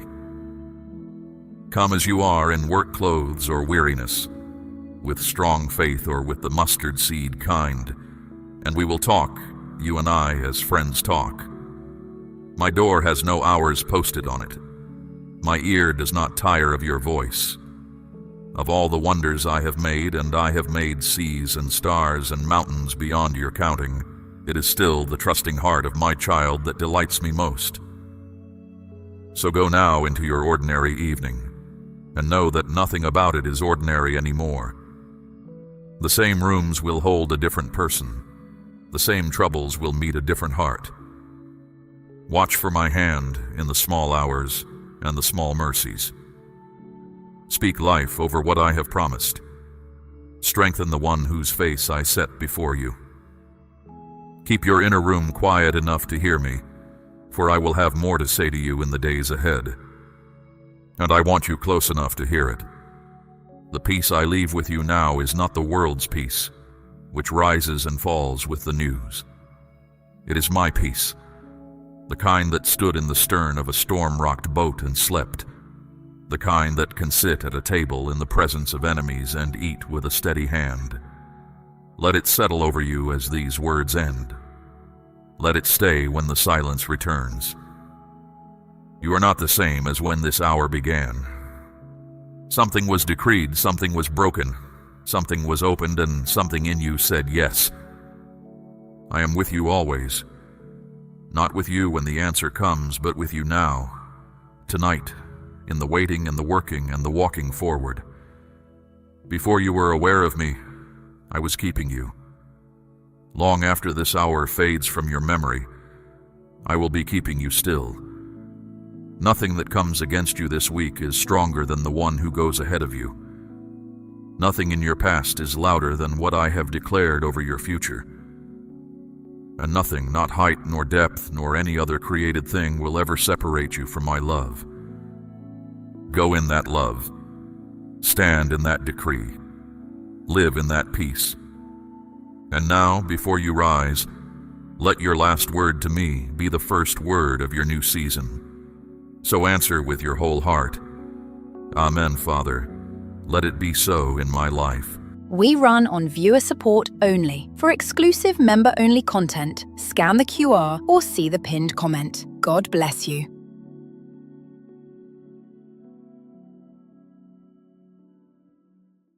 Do not turn away from this hour. What is reaching you now did not arrive by chance, and it is not one more noise in a loud day. I am your God, and I am the one speaking. Hear me before anything else happens. Something is moving toward you. It is close. It is not a vague shadow you can push to the back of your mind, and it is not sitting far off in some distant year. It is near enough that I am speaking now instead of later. I would not lift my voice like this over something small. I am not telling you this to frighten you. Fear has never been the way I lead. But a person who has been warned walks through a door differently than a person who walks in blind. You are being warned. Take that as kindness, because kindness is exactly what it is. You felt something today, a tightness you could not name, a moment where the room seemed to hold still and you told yourself it was nothing. It was not nothing. That awareness was mine, set in you on purpose, and you were right to notice it. You have learned to talk yourself out of that feeling. You call it nerves. You call it too much thinking. You were taught to push past the quiet in you and keep moving because stopping feels like weakness to you. Today, I'm asking you to stop, not for long. Just long enough to hear me. Long ago, I woke a man in the night while a young child slept close by. I told him to rise and go, and I did not explain the whole picture to him. He did not argue with me. He did not wait for morning to weigh it out. He got up in the dark, and because he got up, the one he was guarding lived. That is how I often move. I speak before the harm, not after it. I give the instruction while there is still time to follow it. And the warning almost always sounds smaller than the thing it is protecting you from. That is why so many set it aside and keep walking. I am not putting a riddle in front of you. I am telling you plainly that in the space just ahead of you, there is a moment that will ask something of you. It may come as a decision. It may come as a conversation. It may come as one sentence you are tempted to speak. How you meet it will matter more than you know. You have already been through hard seasons. You know what it is to be handled roughly by life. So hear me clearly. This is not that. I am not bringing punishment to your door. I am bringing you understanding ahead of time so that you are not standing in the middle of something before you know what it is. You are not being set up to fail. I do not lay traps for the ones I love. What is ahead is not a test I built to catch you out. It is a place in the road where the ground is uneven, and I have chosen to walk it beside you rather than leave you to walk it alone. I know how tired you are. That is part of why I am speaking now. Weariness dulls the ear. When someone has been carrying weight for a long stretch of road, they stop listening closely and start moving out of habit. Habit is exactly what will fail you in the hour ahead. So let me sharpen you, not with alarm, with attention. Slow your breathing, let your shoulders come down. Let the noise in your head settle until you can hear the one voice underneath all of it. That voice has been with you longer than any other, and it has never once lied to you. There is something else you need to understand. This warning is not only about avoiding harm. There is something good already growing in your life right now. It is young. It is not sturdy yet. And what is coming has the ability to press against it. You may not even be able to name that good thing yet. A door that has begun to move on its hinges. Something bruised that has begun to knit back together. A hope you have not spoken out loud because saying it felt dangerous. I see it. I planted it. And I am not willing to lose it to one careless minute. So my instruction to you is not complicated, my beloved. Stay awake. Stay slow. Stay close to me. Those three things will carry you through what is coming with everything I have given you still whole in your hands. I have never left you to work your life out on your own strength, and I am not starting today. I am already ahead of you on this road. I have seen the turn you have not reached yet. Nothing about what is coming surprises me, and nothing about it is larger than my hand. Understand what kind of God is speaking to you. I am not one who stands at a great distance and remarks on your troubles. I come near. I involve myself. I interrupt. When my people were walking toward a cliff they could not see, I have stopped them in the road, and I have never once apologized for the interruption. Some who hear my voice want a full map. They want every detail spelled out before they will slow down. I rarely work that way, and there is a reason.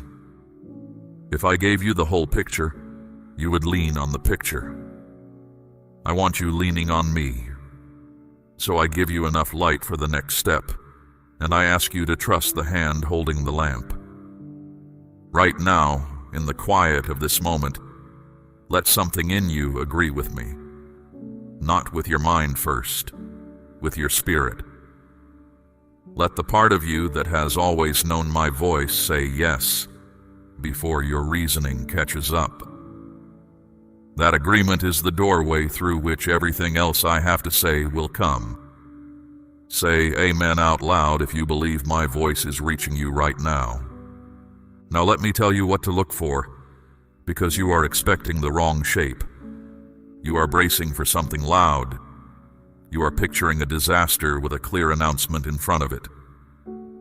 That is not usually how trouble arrives. Real danger rarely knocks.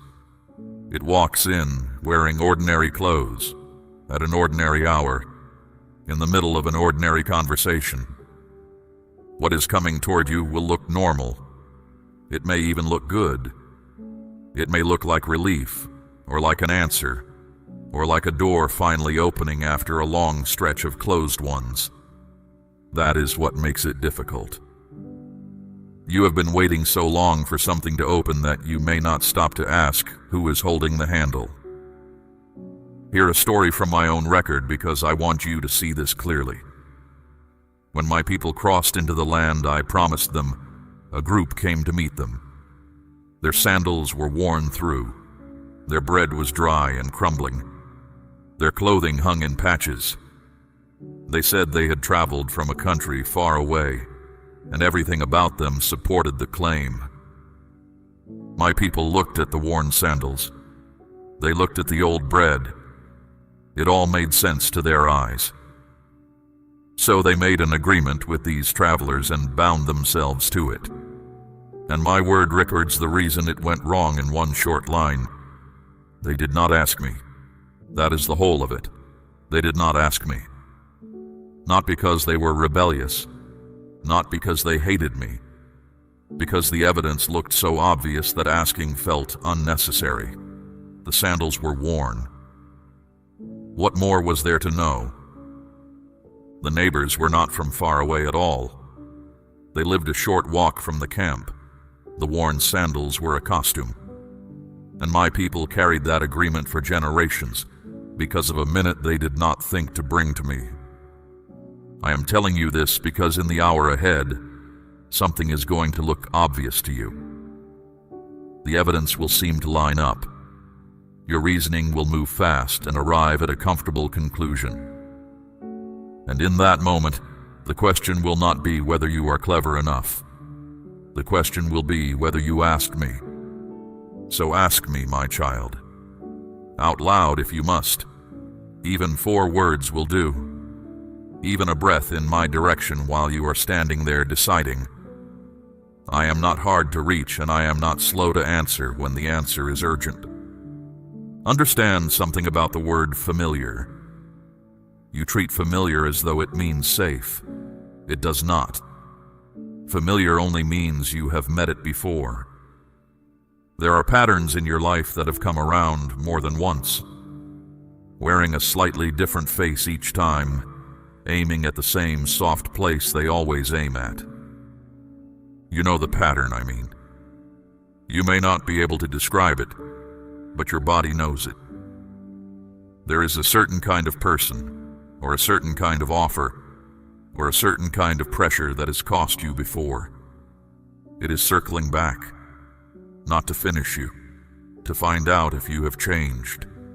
You have changed. That is the part you keep forgetting. You are measuring yourself against who you were the last time this came around, and that measurement is out of date. Something in you has been strengthened since then.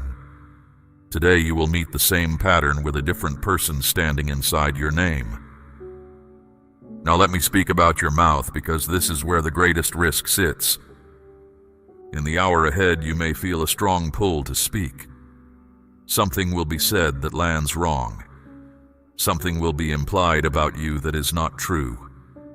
Something will demand a defense, and the words will already be forming before you have decided to use them. That pull is not from me.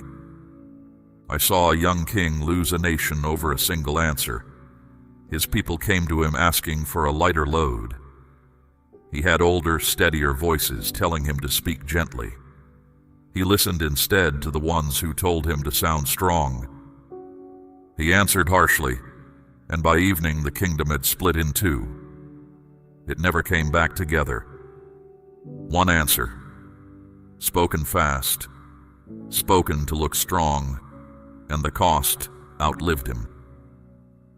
I am not asking you to be silent forever. I am asking you to be slow.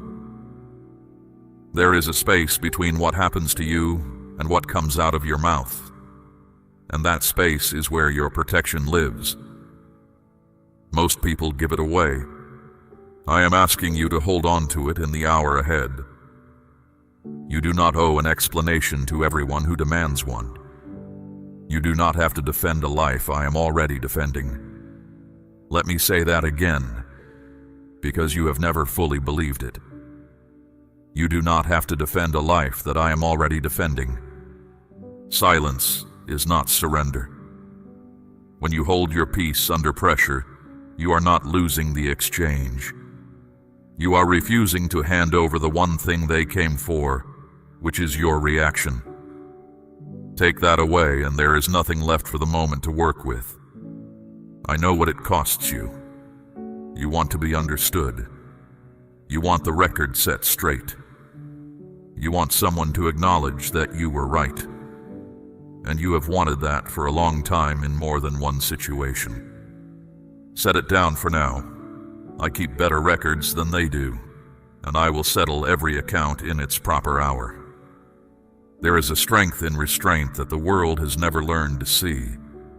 It looks like nothing is happening. It looks like you let it go. But the one who can stand in the middle of provocation and not move is carrying something that cannot be taken by force. That is who I am asking you to be for the next stretch of road. Not defended, not loud, steady.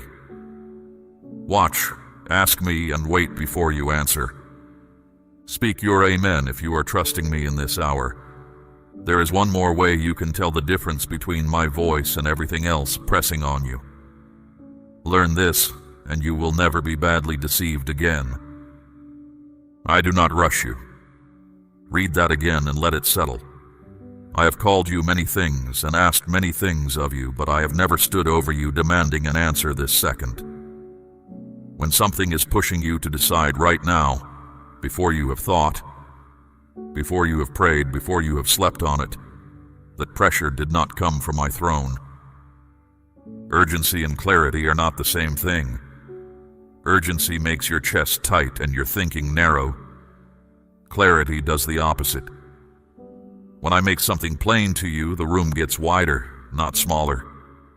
You can breathe. You may still be uncertain about the outcome, but you are not frantic about the next step. So use that as your measure. If the pressure is squeezing you, step back from it. Whatever is real will still be there when you have prayed. Anything that cannot survive one honest pause was never meant for your hands. My child, I am asking you to place a portion of what you have, something of real weight, upon the altar of this work, as gold laid on the scales of this calling. Let it be a seed sown into deep water, an offering set on stone, not held back in fear. This is proof that your trust rests in my hand to provide, and that your heart no longer clings to lack. What you release in faith does not leave your life. It moves ahead of you into the harvest I am preparing. Now let me show you how I actually speak, because you have been listening for the wrong volume. There was a prophet of mine who ran until he could not run anymore, and then he asked to die. He was worn down to the bone. I brought him to a mountain and told him to stand there because I was going to pass by. A wind came first, strong enough to break rock. I was not in the wind. Then the ground shook underneath him. I was not in the earthquake. Then fire came through. I was not in the fire. And after all of it, when everything loud had exhausted itself, there was a low whisper. That was me. He had to cover his face to hear it. Think about that. The most dramatic display he had ever witnessed was the part where I was not speaking. The whisper was where I was. That is what is happening in you. You have been waiting for me to arrive with force, and while you were waiting for the earthquake, I have been speaking underneath your ribs in a voice so quiet you keep dismissing it. The signal you have been ignoring is the one you have been asking for. I want you to notice something about how I built you. There is a knowing in you that runs ahead of your reasoning. Your mind puts things together with evidence and argument. Your spirit does not need the argument. It arrives first, and it arrives without proof, and it is right far more often than you allow it to be. When those two disagree, you almost always side with your mind. You do it because your mind can explain itself and your spirit cannot. But an explanation is not the same as truth. Your mind can build a reasonable case for a thing that will cost you dearly. Your spirit will simply say no and offer you nothing to hold up in court. Side with your spirit. It is the older witness, and it is closer to me. Let me tell you about a man who was traveling a road he should not have been on.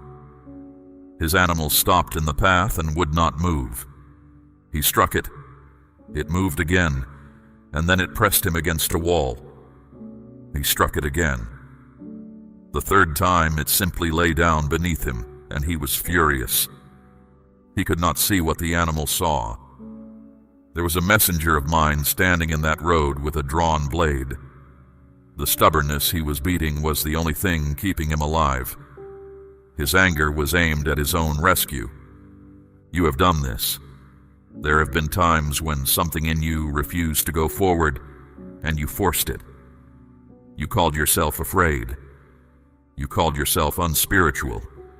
You pushed through the resistance, because pushing through is what you have been praised for your whole life. Hear me. Some of that resistance was me. Not all of it. Fear is real and fear lies. But there is a difference between the fear that shrinks your world and the quiet refusal that plants its feet. And by now you have felt both often enough to tell them apart. In the hour ahead, if something in you plants its feet, do not beat it into motion. Stop. Ask me what is standing in the road. I will tell you. I am not in the habit of hiding my reasons from someone who genuinely wants to know them. And if I do not answer immediately, that silence is an answer too. It means wait. Waiting is not nothing. Waiting is an action, and it is often the strongest one available to you. You have spent years believing that being still meant being passive. It never did. Standing still while everything around you is moving takes more strength than moving does. Anyone can be swept along. Only someone anchored can hold position. You are anchored. I set that anchor myself, deeper than you can see from where you stand. That is why the pressure of this hour will move things around you without moving you. I told you there is something good already forming in your life. I want to spend time on that now, because protecting it is half the reason I am speaking. You have been so focused on what is wrong that you have not accounted for what is right. Something has begun. It is quiet. It has not produced results you can point to yet. And because you cannot point to it, you have not been guarding it. Here is how new things work in my hands. They start small and they start hidden. A grain goes into the ground and disappears. For a stretch of time there is nothing to see, and anyone judging by appearance would say nothing is happening. That is exactly when the most is happening. Do not despise the small beginning. You have a habit of doing that. If a thing does not arrive fully grown, you assume it is not from me. But nothing I have ever built arrived fully grown. Everything I make comes up from underneath. Let me tell you about a woman who was out of options. Her household was in debt and the collectors were coming for the two people she loved most. She had nothing left in the house but a single small jar with a little oil in it. I told her through my prophet to borrow every empty vessel she could find. Not a few. Every one. Then she was told to go inside her own house, shut the door behind her, and pour. Notice the door. She was told to shut it. What happened next was not for the street to see. She poured from that small jar, and it kept pouring, vessel after vessel, until there were no more empty containers left to fill. The oil stopped only when the room ran out of room. Then the debt was paid and the two she loved were kept. I want you to see two things in that. The first is that the amount in her hand was never the limit. The limit was how many empty vessels she was willing to gather. The second is that it happened behind a closed door. There are things in your life right now that need a closed door, not because they are shameful, because they are young. A young thing does not need an audience. It needs quiet, and it needs time. So stop announcing it. Stop laying it out for people who have never once been glad for you. You have a habit of taking the newest, most tender thing in your life and handing it to whoever asks, and then you wonder why the joy leaks out of it. Guard the door. Pour in private. Let the results speak later, when the thing is strong enough to be seen. There is one more thing that will come for what is forming in you, and it will not come as an attack. It will come as an invitation. I had a man rebuilding a broken wall. The city he loved had been in ruins for years, and he had finally gotten the work moving. His opponents saw they could not stop him by force, so they changed tactics. They sent him a friendly message. Come down and meet us on the plain. Let us talk. Just a conversation. 4 times they asked. 4 times he sent back the same answer. I am doing a great work and I cannot come down. He was not being rude. He was being accurate. He understood something you need to understand today. There was nothing wrong with the plane. The problem was that he was on the wall, and the wall was where the work was, and every step down was a step away from it. You're going to be invited down. Something will present itself as reasonable, harmless, even overdue. A conversation you should have. A situation you should address. A person you should finally deal with. And it will all sound so sensible that refusing will feel like avoidance. Ask one question. Does this take me up, or does it take me down? Not whether it is fair. Not whether they deserve an answer. Whether it moves you toward the work I have given you, or away from it. You do not have to attend every meeting you are called to. You do not have to answer every accusation. You do not have to descend to the level of every argument in order to prove that you could have won it. Stay on the wall. I know this is hard for you because you were raised to be reachable. You answer. You show up. You explain. Being unavailable feels to you like being unkind. But there is a season for open hands and a season for a closed door. And I am telling you plainly which season you are in. The ones who love you will still be there when the wall is finished. The ones who only wanted you off the wall will lose interest. And their leaving will teach you something you needed to learn anyway. Let me speak to the tiredness now, because I know the door and the wall both take strength you feel short of. You have been holding a great deal together with very little help. You have been the steady one in rooms where no one asked whether you were steady. And you have started to believe that if you stop holding, everything falls. That is not true. I am the one holding. You are leaning against something that does not depend on your grip. You may loosen your hands without the world coming apart, and you may rest without losing your place. So rest tonight. Not because the danger is gone, but because rest is part of how I prepare you. A tired person makes hasty choices. A rested person waits well. I would rather you meet the hour ahead unhurried and clear than exhausted and impressive. What is forming in you is worth this care. I would not warn you over something disposable.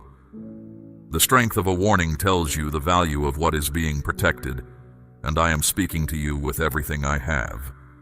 Now I am going to tell you something about the prayers you thought went nowhere. Listen closely, because this will change how you understand the last several years of your life. There was a man who prayed for understanding and then waited. 3 weeks went by. He ate almost nothing.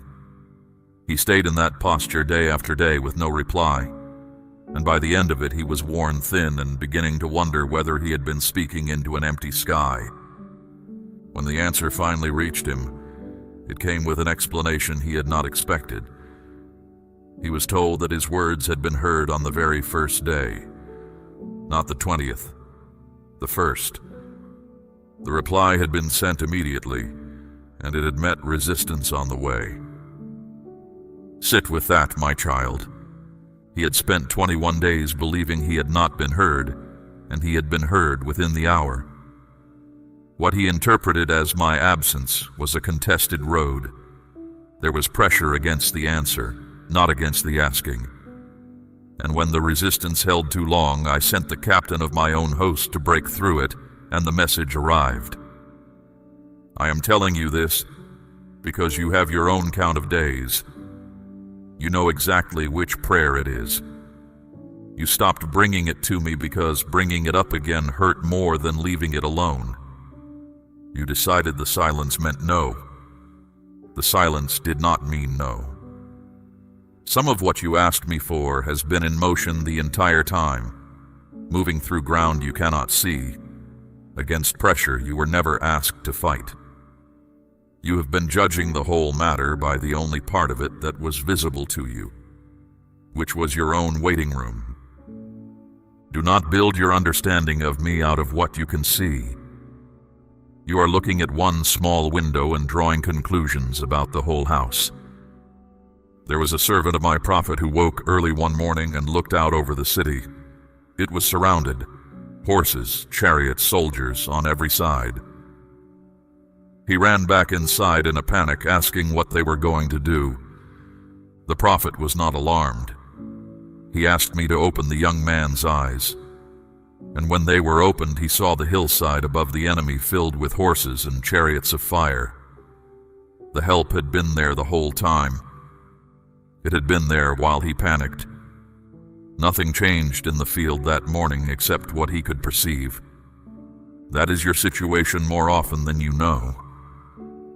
You have counted the opposition carefully and never once counted what stands on the hill.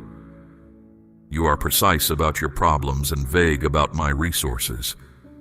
So you live braced when you could live steady. There have been nights in your life when something turned in your favor and you never learned why. A situation that should have crushed you simply lost its momentum. A person who was determined to harm you moved away or moved on. A threat came right up to your door and then stopped there. You called it luck. You called it a close call. It was not either of those. I have settled entire matters in a single night before, and the ones who woke in the morning found the field changed without a sword being lifted by the people I was defending. I do not need you to fight what I have already handled. I need you to stop rehearsing a battle I have finished. Now hear something about those who have set themselves against you. There was a man in a palace who built a structure meant to destroy someone he hated. He measured it.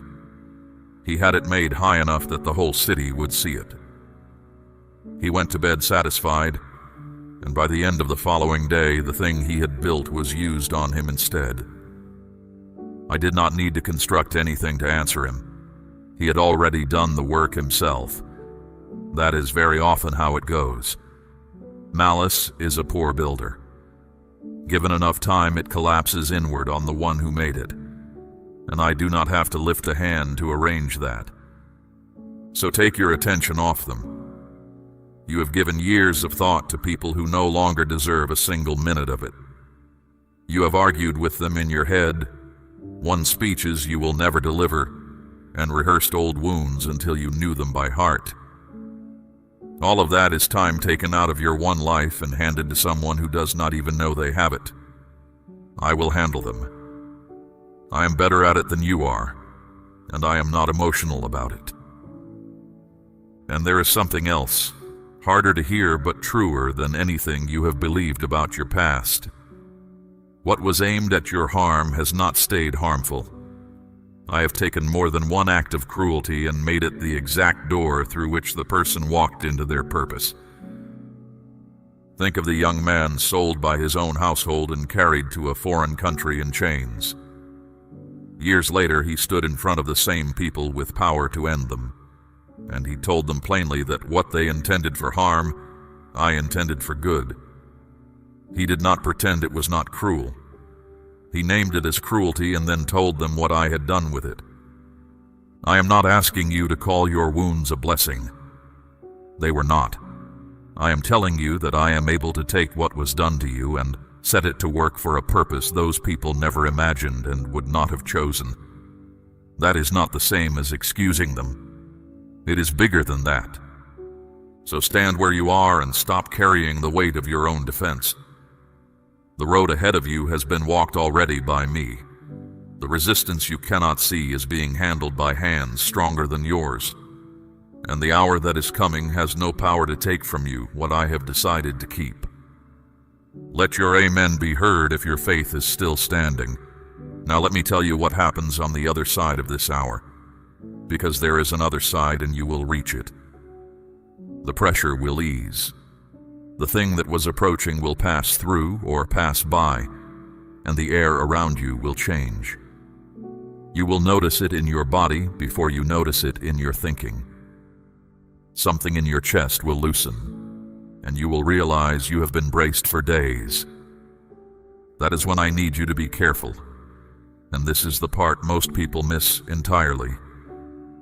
They hold steady through the difficulty and then let go completely the moment it lifts.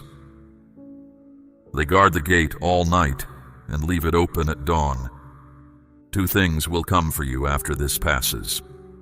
I want you to know both of them by name before they arrive.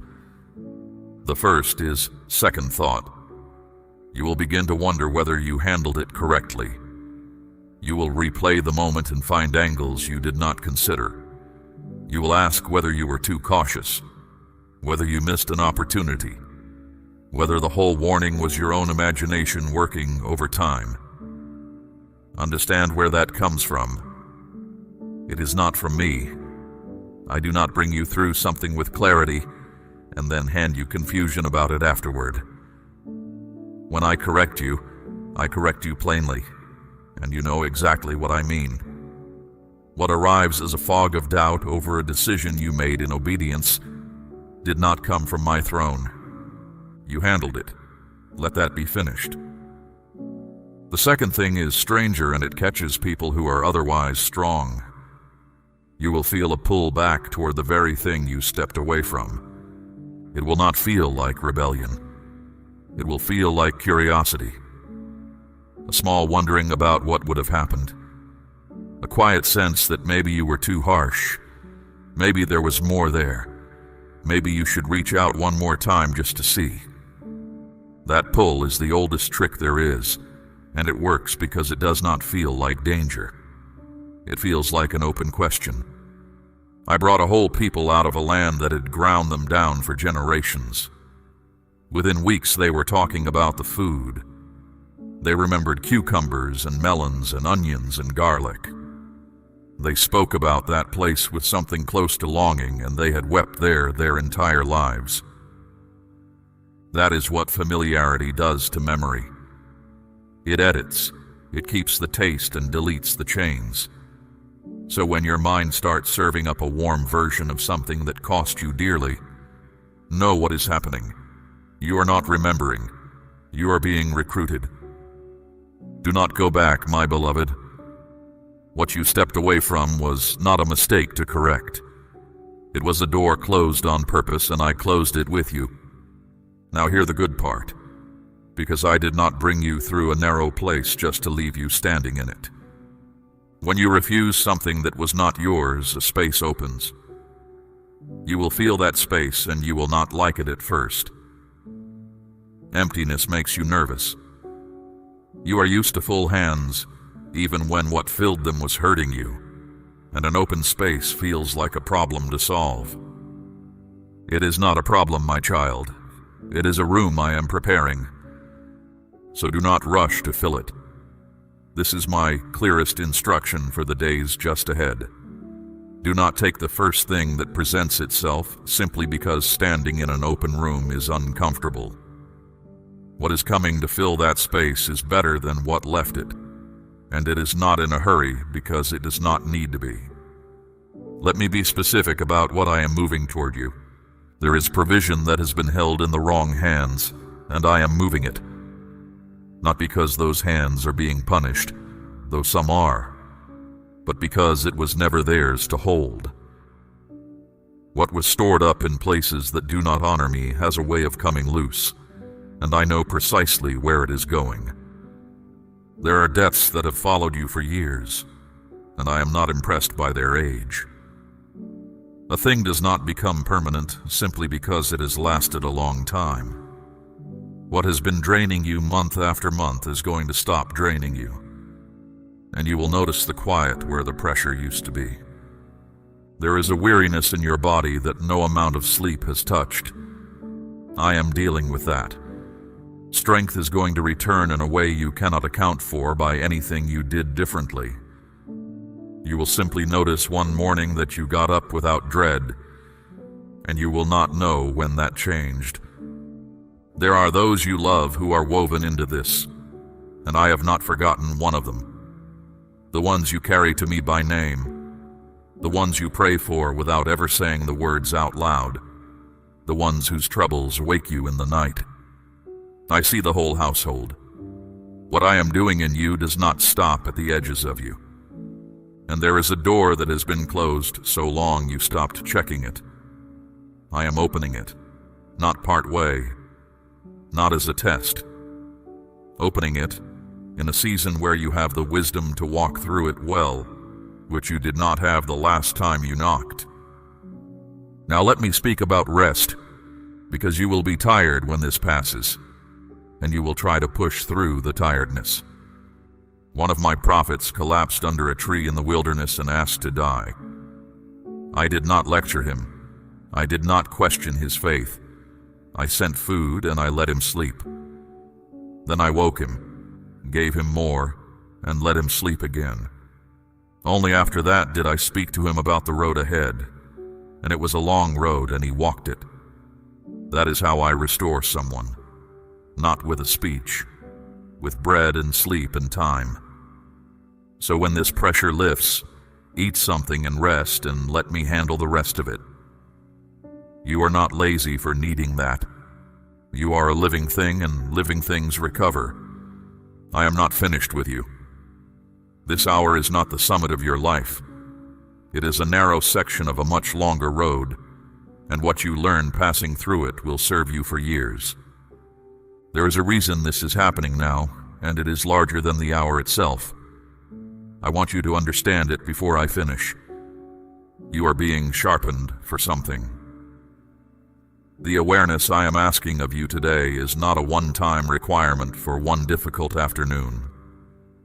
It is a skill, and I am teaching it to you now because you are going to need it later, in a season where more depends on your judgment than depends on it today.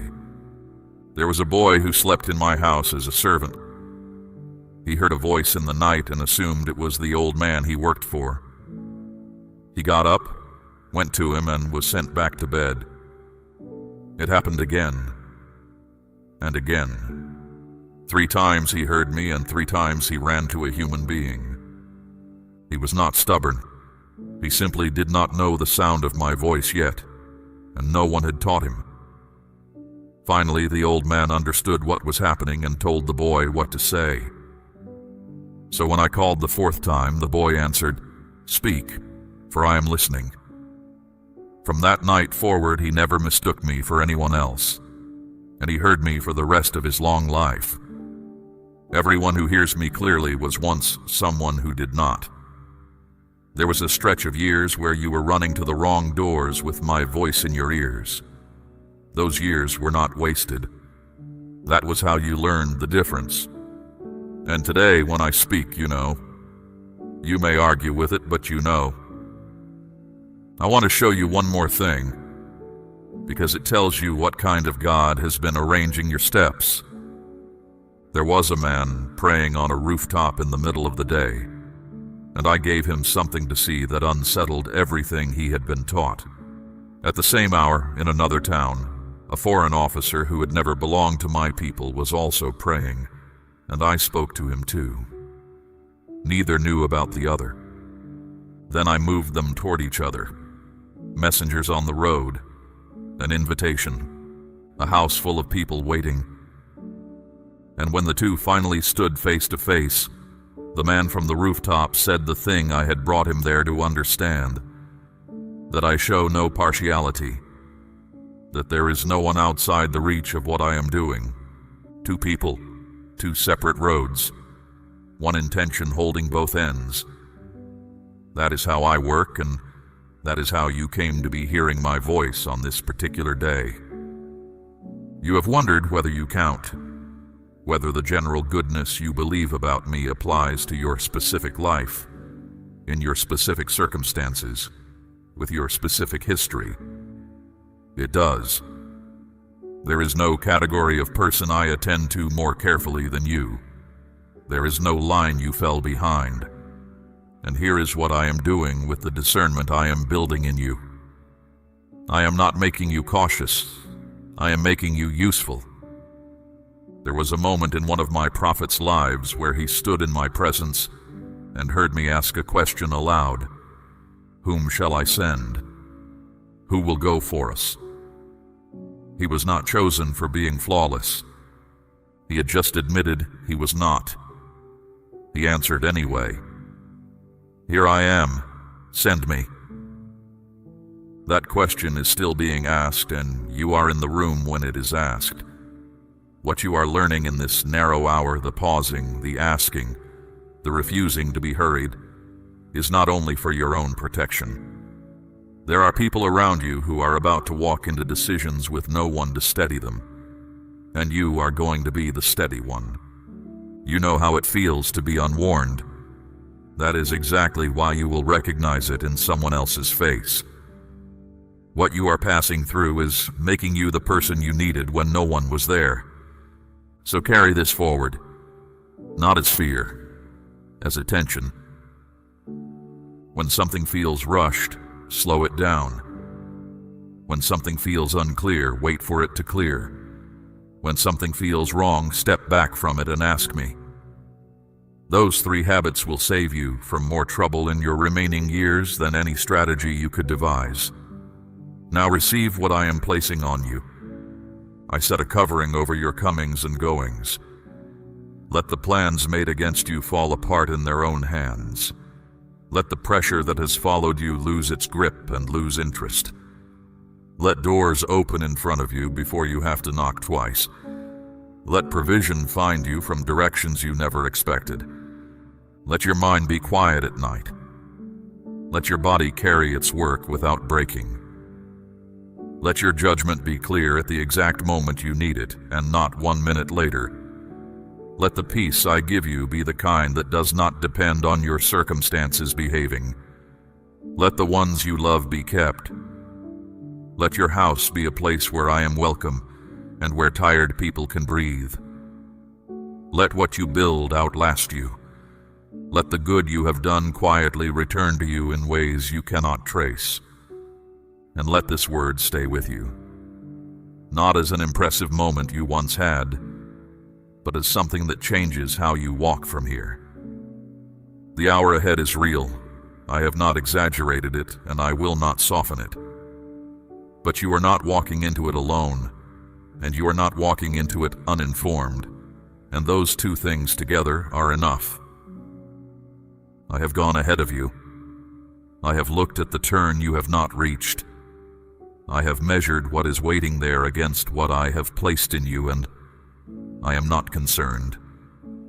You will come through this, not barely, not damaged. You will come through it steadier than you went in. So lift your head, my beloved. Stop bracing.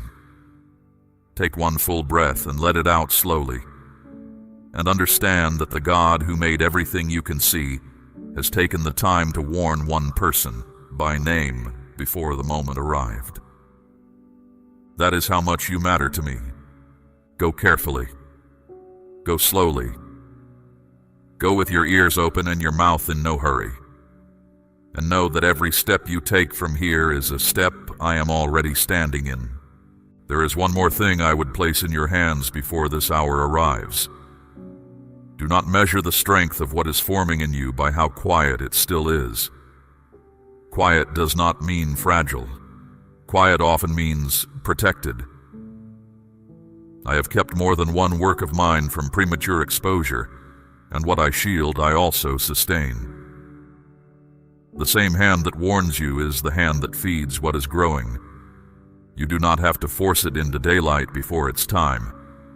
You do not have to prove it to anyone who has not been given eyes to see it.